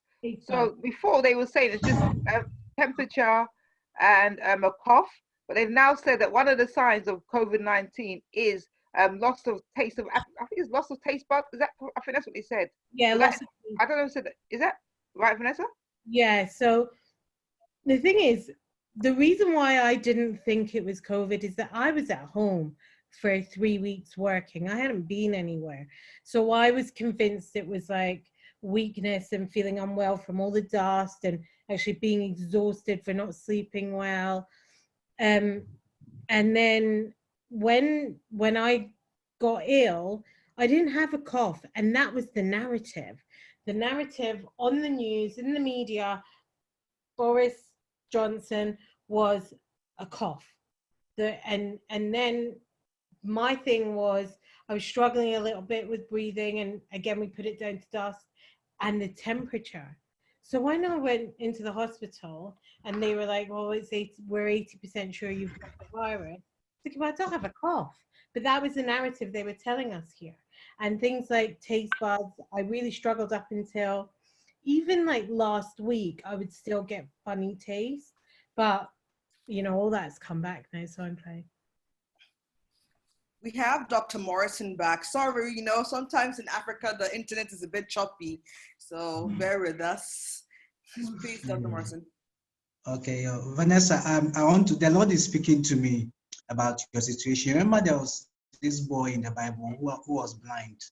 And when Jesus Christ saw the parent, he said, it's not because of their sins. It's not because of the sins of the parent or the child who was blind. but it happened that the works of God will be seen. That is exactly what the Lord is telling me about your situation. All through, God knew that He was going to bring you out so that His works will be seen. So that today, No. we will meet and then we'll talk about it and give glory unto the name of the Lord. Oh. So, That's beautiful. so even before the thing happened, the Lord knew that he will bring you out of it. So He's made the story so beautiful so that we all listen to it and then be joyful. Now, another thing I want to tell you is that the Lord has given you a healing gift. I see a gift of healing. I don't know whether you've heard this before, but you have a healing gift within you. And the Lord is telling me that you need to stir it up so that you start using it. So that's all I have for you. That's what the Lord wants me to do.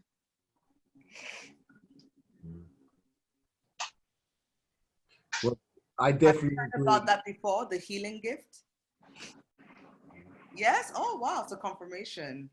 I think this in itself is the beginning of a healing gift to bring us together for a lot of people who haven't, thought about praying on a daily basis. Bringing us closer to God is definitely a healing gift of bringing so many people together. And I think that in itself is the starting of her gift that she's brought to us.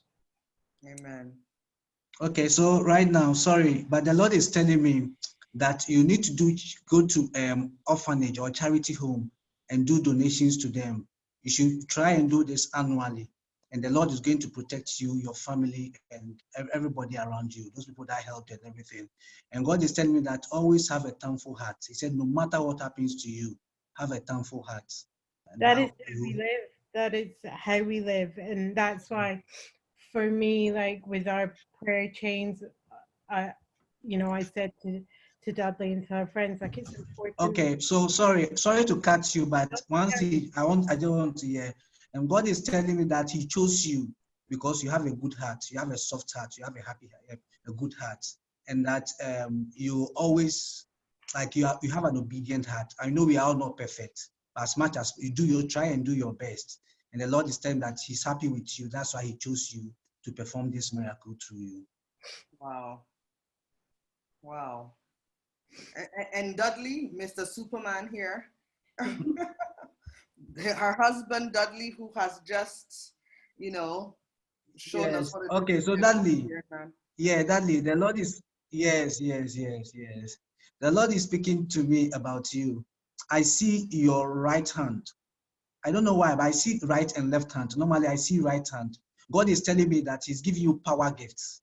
And the reason why He's showing me right and left hand is that you have double portion of that power gift. I don't know who's the double portion of who's this. You have double portion, and you have this power and this control, the power to heal people, not only to heal, but to deliver people.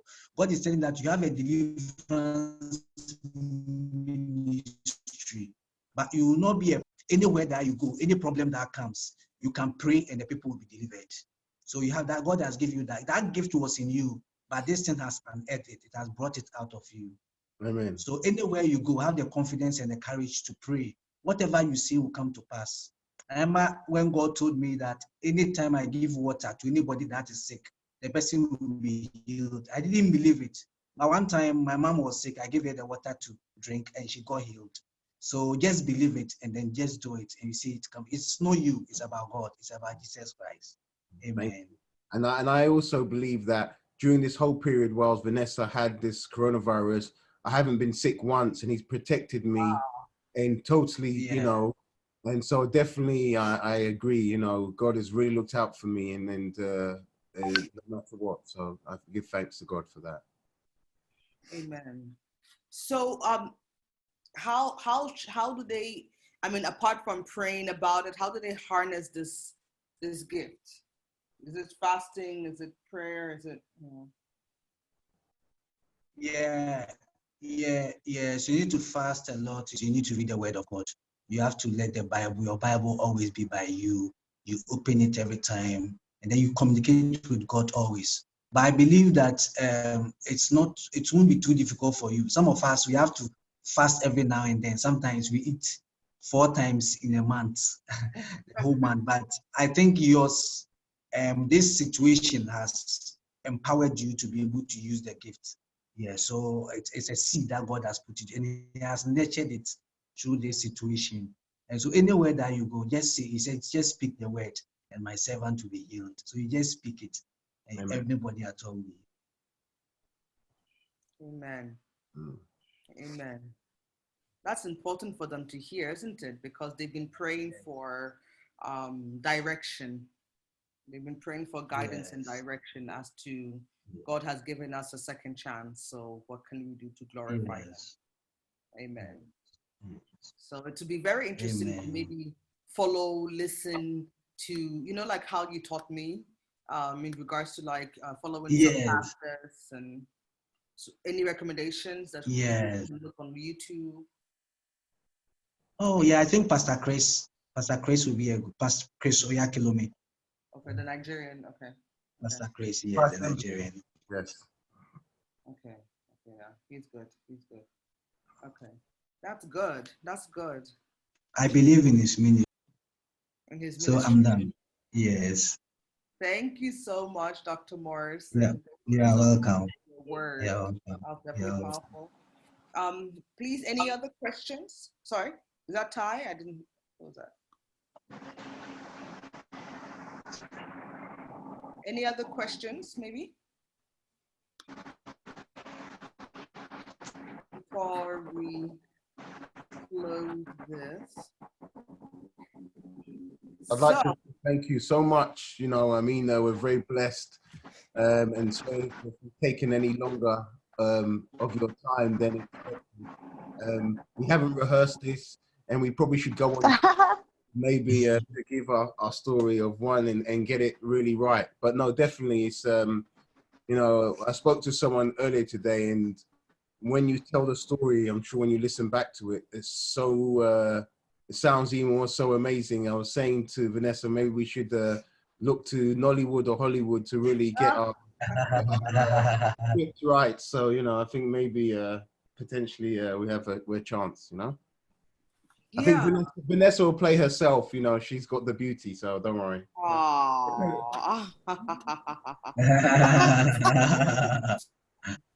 Oh, that's just amazing. That's just amazing. God bless you guys. I definitely see this story, especially as I don't know who's a big Christian movie channel. I don't know what Tyler Perry tends to dabble between, you know, religious movies and kind of Hollywood style movies. So you never know. Send him the script. Hannah, let's write our own script. We can act. Right? You are imposing yourself in someone's story, girl. Look at you. You can be one of the nurse. You can be the nurse in there, huh? I will.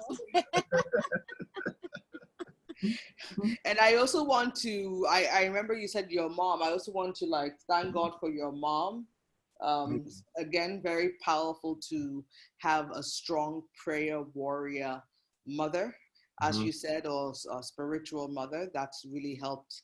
I guess push Dudley into this realm of being the amazing man that he is today. So that's amazing. So I'm looking for kids in the future, children. Well, we've got in God's hands. Yeah, we've got a new challenge now ahead of us. So now we're right. Now we're at home, you know. Still recovering. No, it's in God's hands. We'll enjoy this year together, and so you never know. Maybe by the day you hear some news. Maybe those triplets, you know. Honestly, because she's been praying for triplets, and it's in your family. Because was it you or Dudley's brother who has triplets? I forgot you. Somebody they don't actually have triplets. That was all in my dream. Oh wow! I think my family on my dad's side. I think that we're due something like that. So, but let's see. Yeah, we're praying on it. It's not been for us as yet, but you know, it's in God's hands. Whatever is meant for us will be. And I'm not sure, I don't know if there are any doctor, well, we have Dr. Morrison here, but I know you're healed in Jesus' name because, I mean, you're a miracle baby or a miracle child, but how does, I don't know, reproduction and this whole corona thing, is there any impact in it, Dr. Morrison, or? Yeah, recently I heard that the coronavirus has been found in sperms. Yes, Okay. it can be transmitted. Yes. So I don't know whether, yes, they want, if anything at all, they'll classify it as an STI. But they are doing more research. You see, it's a new virus. So they have to do more research into it to really get the numbers to back that claim. So they have not really come out with, I haven't really seen any what do you call it? Literature Any also. article on it. But yes. We might have to wait 9 months before anyone has a baby and known if there's any form of corona that's transmitted in that sense. But I think it's yeah, we'll have to see this new virus and what it does. But for having a baby, whether it's the womb, fallopian tube, that's not somehow impacted by COVID, right? It's not the same thing. It's not the same organs. No. Okay. Oh, we thank God. Then we should just be praying for the triplets because, you know. Yeah. Praying for the triplets. And Hannah, I'll make sure, as you said that, when 9 months comes, you'll be here to help us with donations and my nights of lack of sleep of me being up. Okay, thank you. We'll call Auntie Ty.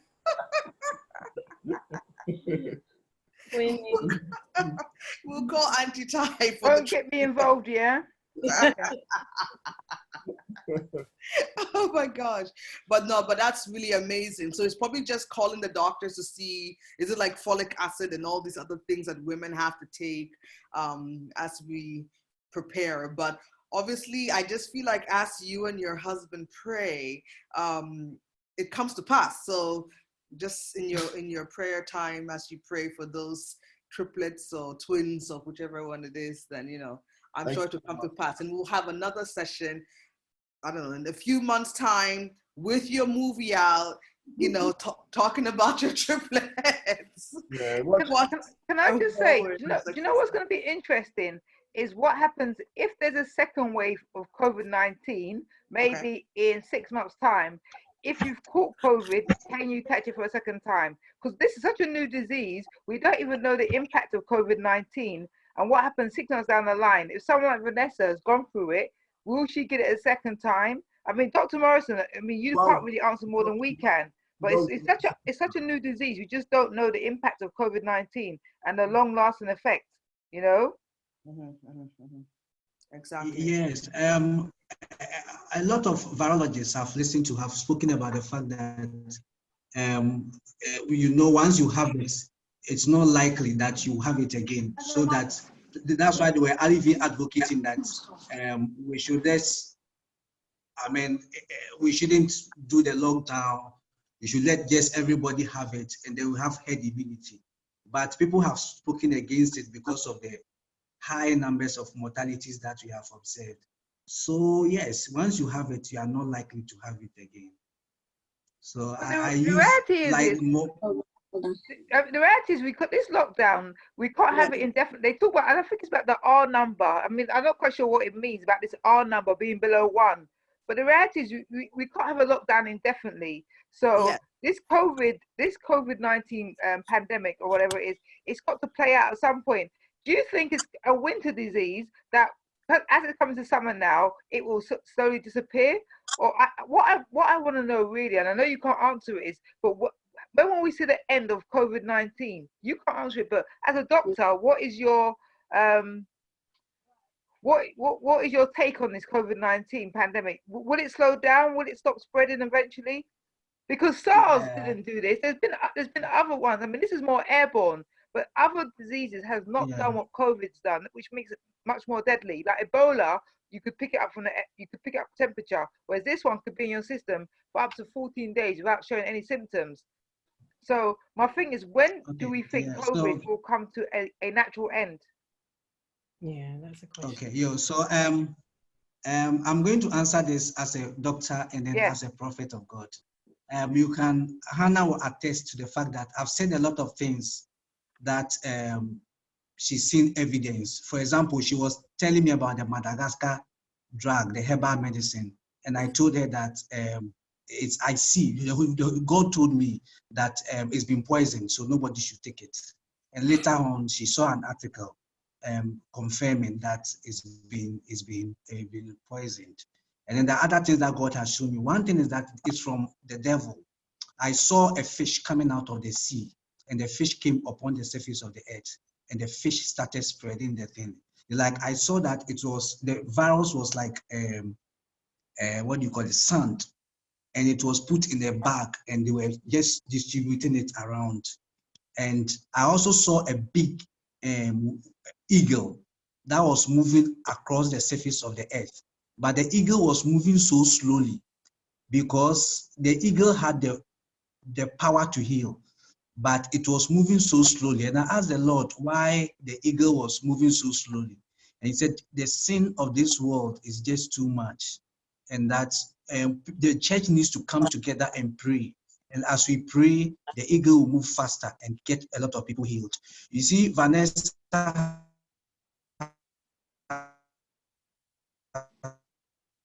Sorry, Dr. Morrison, your voice went off.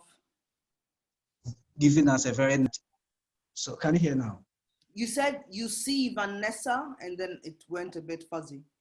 Yeah, I said, so if Vanessa had not prayed,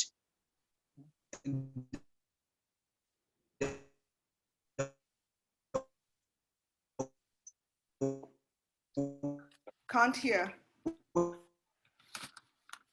Would have happened. Sorry. Can you hear now? Sorry, if Vanessa had not prayed and then it went off.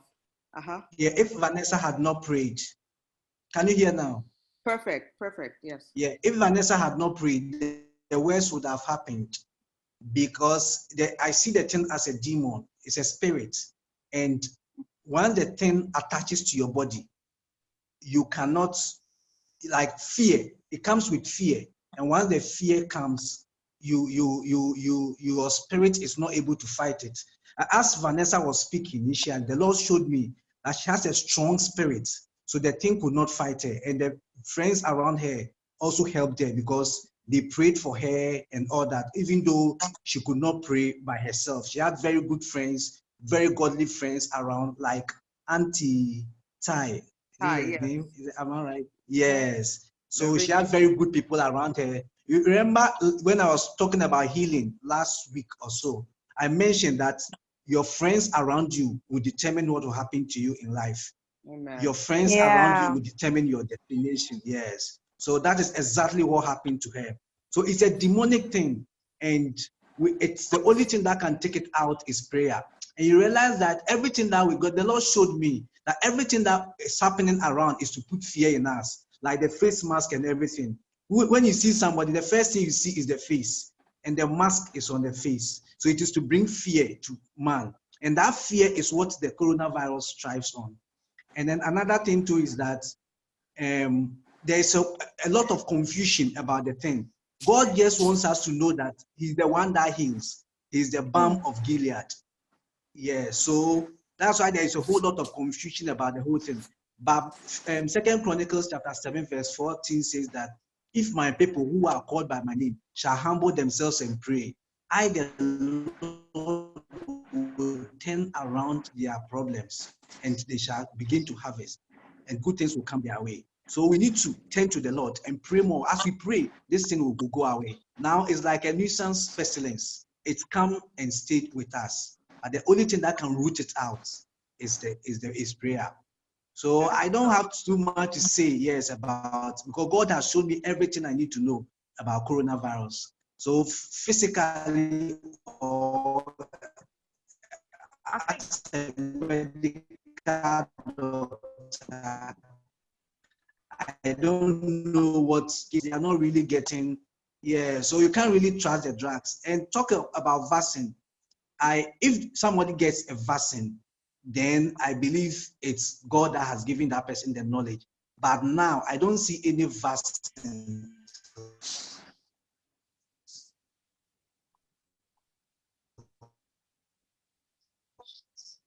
I was going to say, I don't know if you can hear us, but in our church, they had, just before Vanessa went into hospital, they had this strapline of faith, not fear. What the Lord showed me also about coronavirus is that by the end of, I saw about 2 weeks ago that by the end of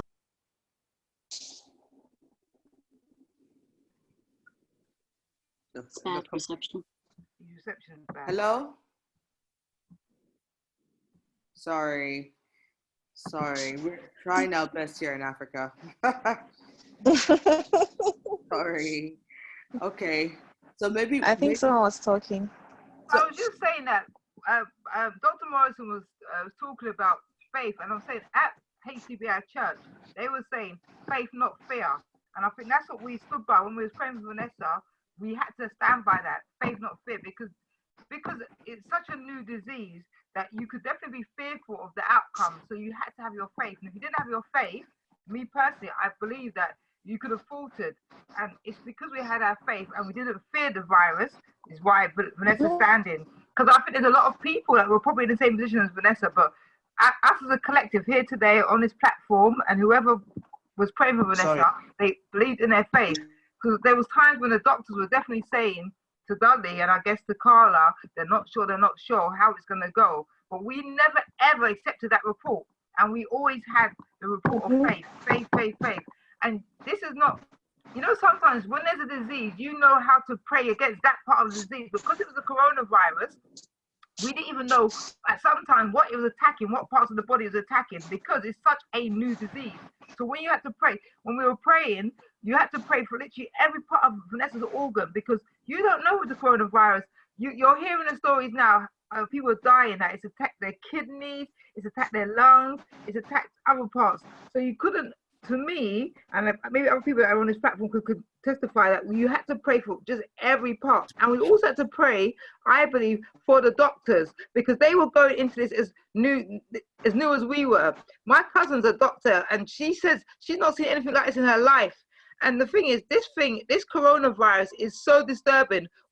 As much as we speak for Vanessa now, those people in the hospital must be traumatized, because what they're seeing is not in the natural. The numbers that are dying are crazy. My cousin's burying her husband in 2 weeks' time, and she said to me that when she was going to the funeral parlor, they were saying that the numbers have gone up so much that some funerals you can't even go and see the body.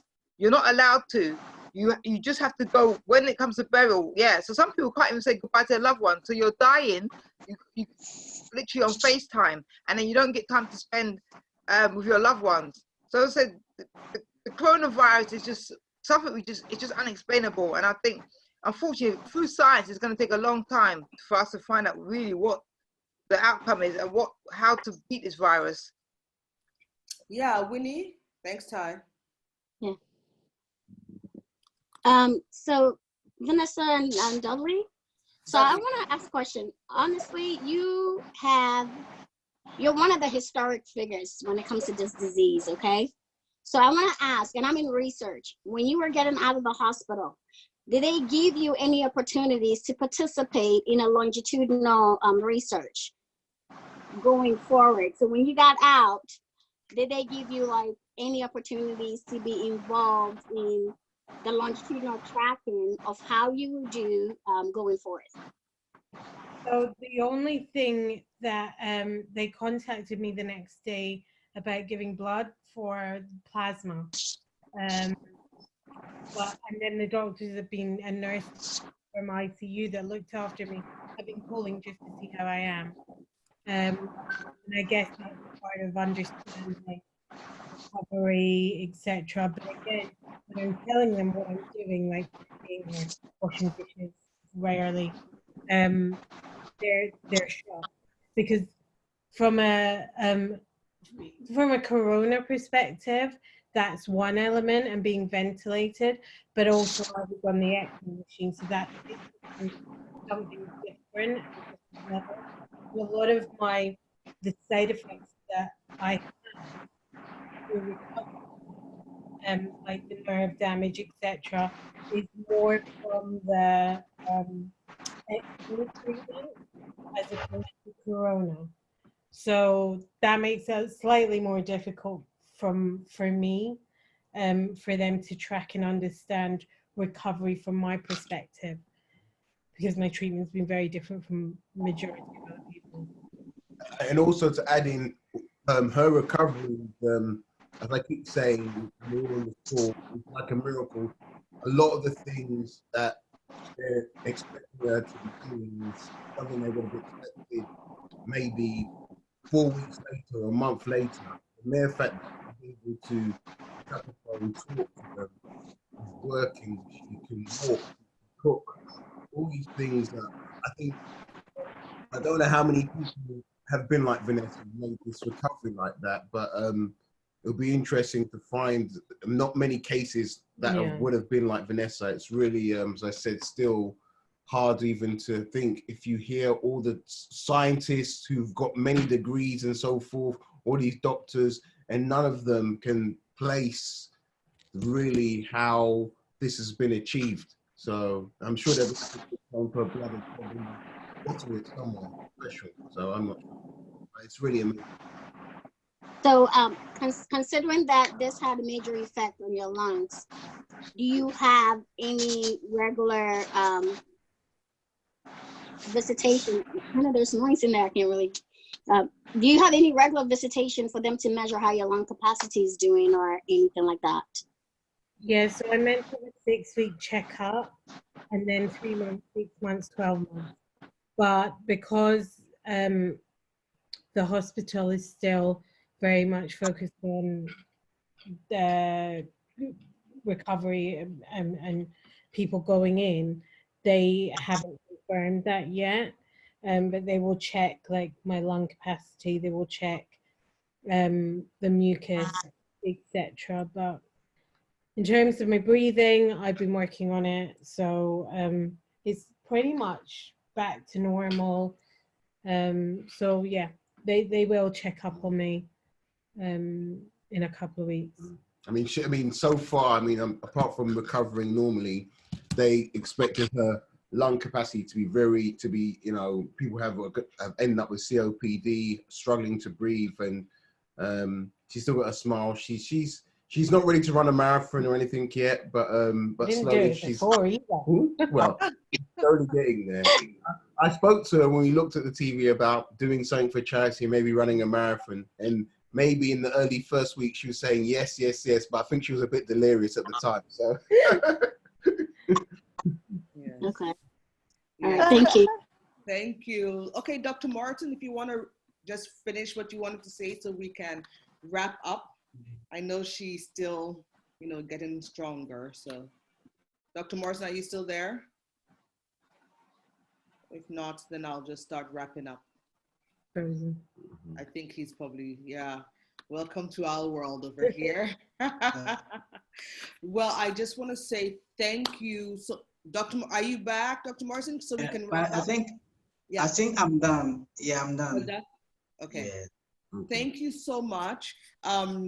Please, as we look forward to working on your movie, I know something's going to come up, book, whatever, just keep on documenting your progress, with video, like short videos on your phone, and writing, so that you just know this whole miracle, like how you're becoming stronger every day, which is, as you said, faster than the normal cases out there. So we hope that kind of helps you. So by the time you get to the stage of the movie, you have facts and figures and videos or short clips to show them. But Vanessa and Dudley, I can't thank you enough. And I'm just so grateful that God used you, both of you, to honor us with this testimony. It's just, to me, I'm living off the energy that you're giving. You know what I mean? In my own case, Corona or not, I'm just using it to know that God is still in the miracle business. And you just have to be faithful. You just have to be faithful and ask and pray, and you get amazing testimony as yours. So God bless you. I will continue just to be in touch to see how things are going. And again, we will have your link to the donation page. We'll make sure we try and push it out there and get more people to donate, because what you're doing is just awesome. So thank you so much, Dudley. God bless you. And we also, I mean, we would usually give flowers or something, but Hannah, thank you so much for facilitating this. I think it's really good for us to share our story, but also as well, I know behind all of this, and I personally are thanking everyone who participated in informal prayer, positive thoughts, fasting, this to help, you know, this young lady, lovely lady back. You know, it's amazing, and without you guys, I know I will take all the plaudits, but no, without you guys, it wasn't. It also assisted us on the journey. So we're all part of the story. Amen. Amen, amen, and amen. And thank you, Ty, for including us in this prayer chain or corporate prayer, whatever they call it. And again, thank you, Michelle, for helping us set this together, and Dr. Morrison. And everyone who joined, have a blessed rest of the week, rest of the year, if we don't see you again. But join us every Thursday on the discussion. We have several different topics. If you want to join our WhatsApp group, let us know. You can just put your number, send it to Michelle, or Michelle can put your number if you want to, and then she can add you. Right, Michelle? I don't know if she's there. We keep on freezing. But regardless, if you need to contact us, just reach out to Tyann, because I don't want to disturb Vanessa and Dudley anymore. But if anybody wants to join the group so you hear about more things, just let Tyann know, and then she will pass your information through. God bless you again. And wait, Dr. Morrison, would you like to just pray for all of us as we close? I'm putting you on the spot here. All right, that's okay. Okay. Father, in the name of Jesus, we thank you. We bless your many. We thank you for the many blessings you have bestowed upon us. We thank you for how far you have brought us. We thank you for the life of Vanessa and Dudley. We thank you for the miracle that you have given them. We pray that they should not be the end of miracles in their lives. May they have continuous miracles in the name of Jesus. I pray for abundance and continuous health in their lives. Father, those of us that are on the line too, we pray that you shall give us strength in the name of Jesus and protect us against coronavirus and any other sickness. That at the end of the day, we shall give glory and honor unto your name. In Jesus' mighty name have I prayed. Amen. Amen. Amen. Amen. Thank you guys so much. Michelle, I know you can't speak, but next week we have another one. I think we're talking about insurance. Yes. All right. Okay. Well, please go ahead and speak, Michelle. I thought you weren't there. Yes, so we'll be talking more about insurance and matters of social factors. Who is responsible for what, especially within this corona. I realize that these vulnerable people in our community been for so long. Oh, I can't hear. Okay, sorry, it keeps on, she's gone off again. We'll send the flyer out. If you have time, feel free to join. If not, have a blessed rest of the week. Love you guys and stay safe. Okay? Take care. Bye-bye. Bye, everyone. Bye. Thank you.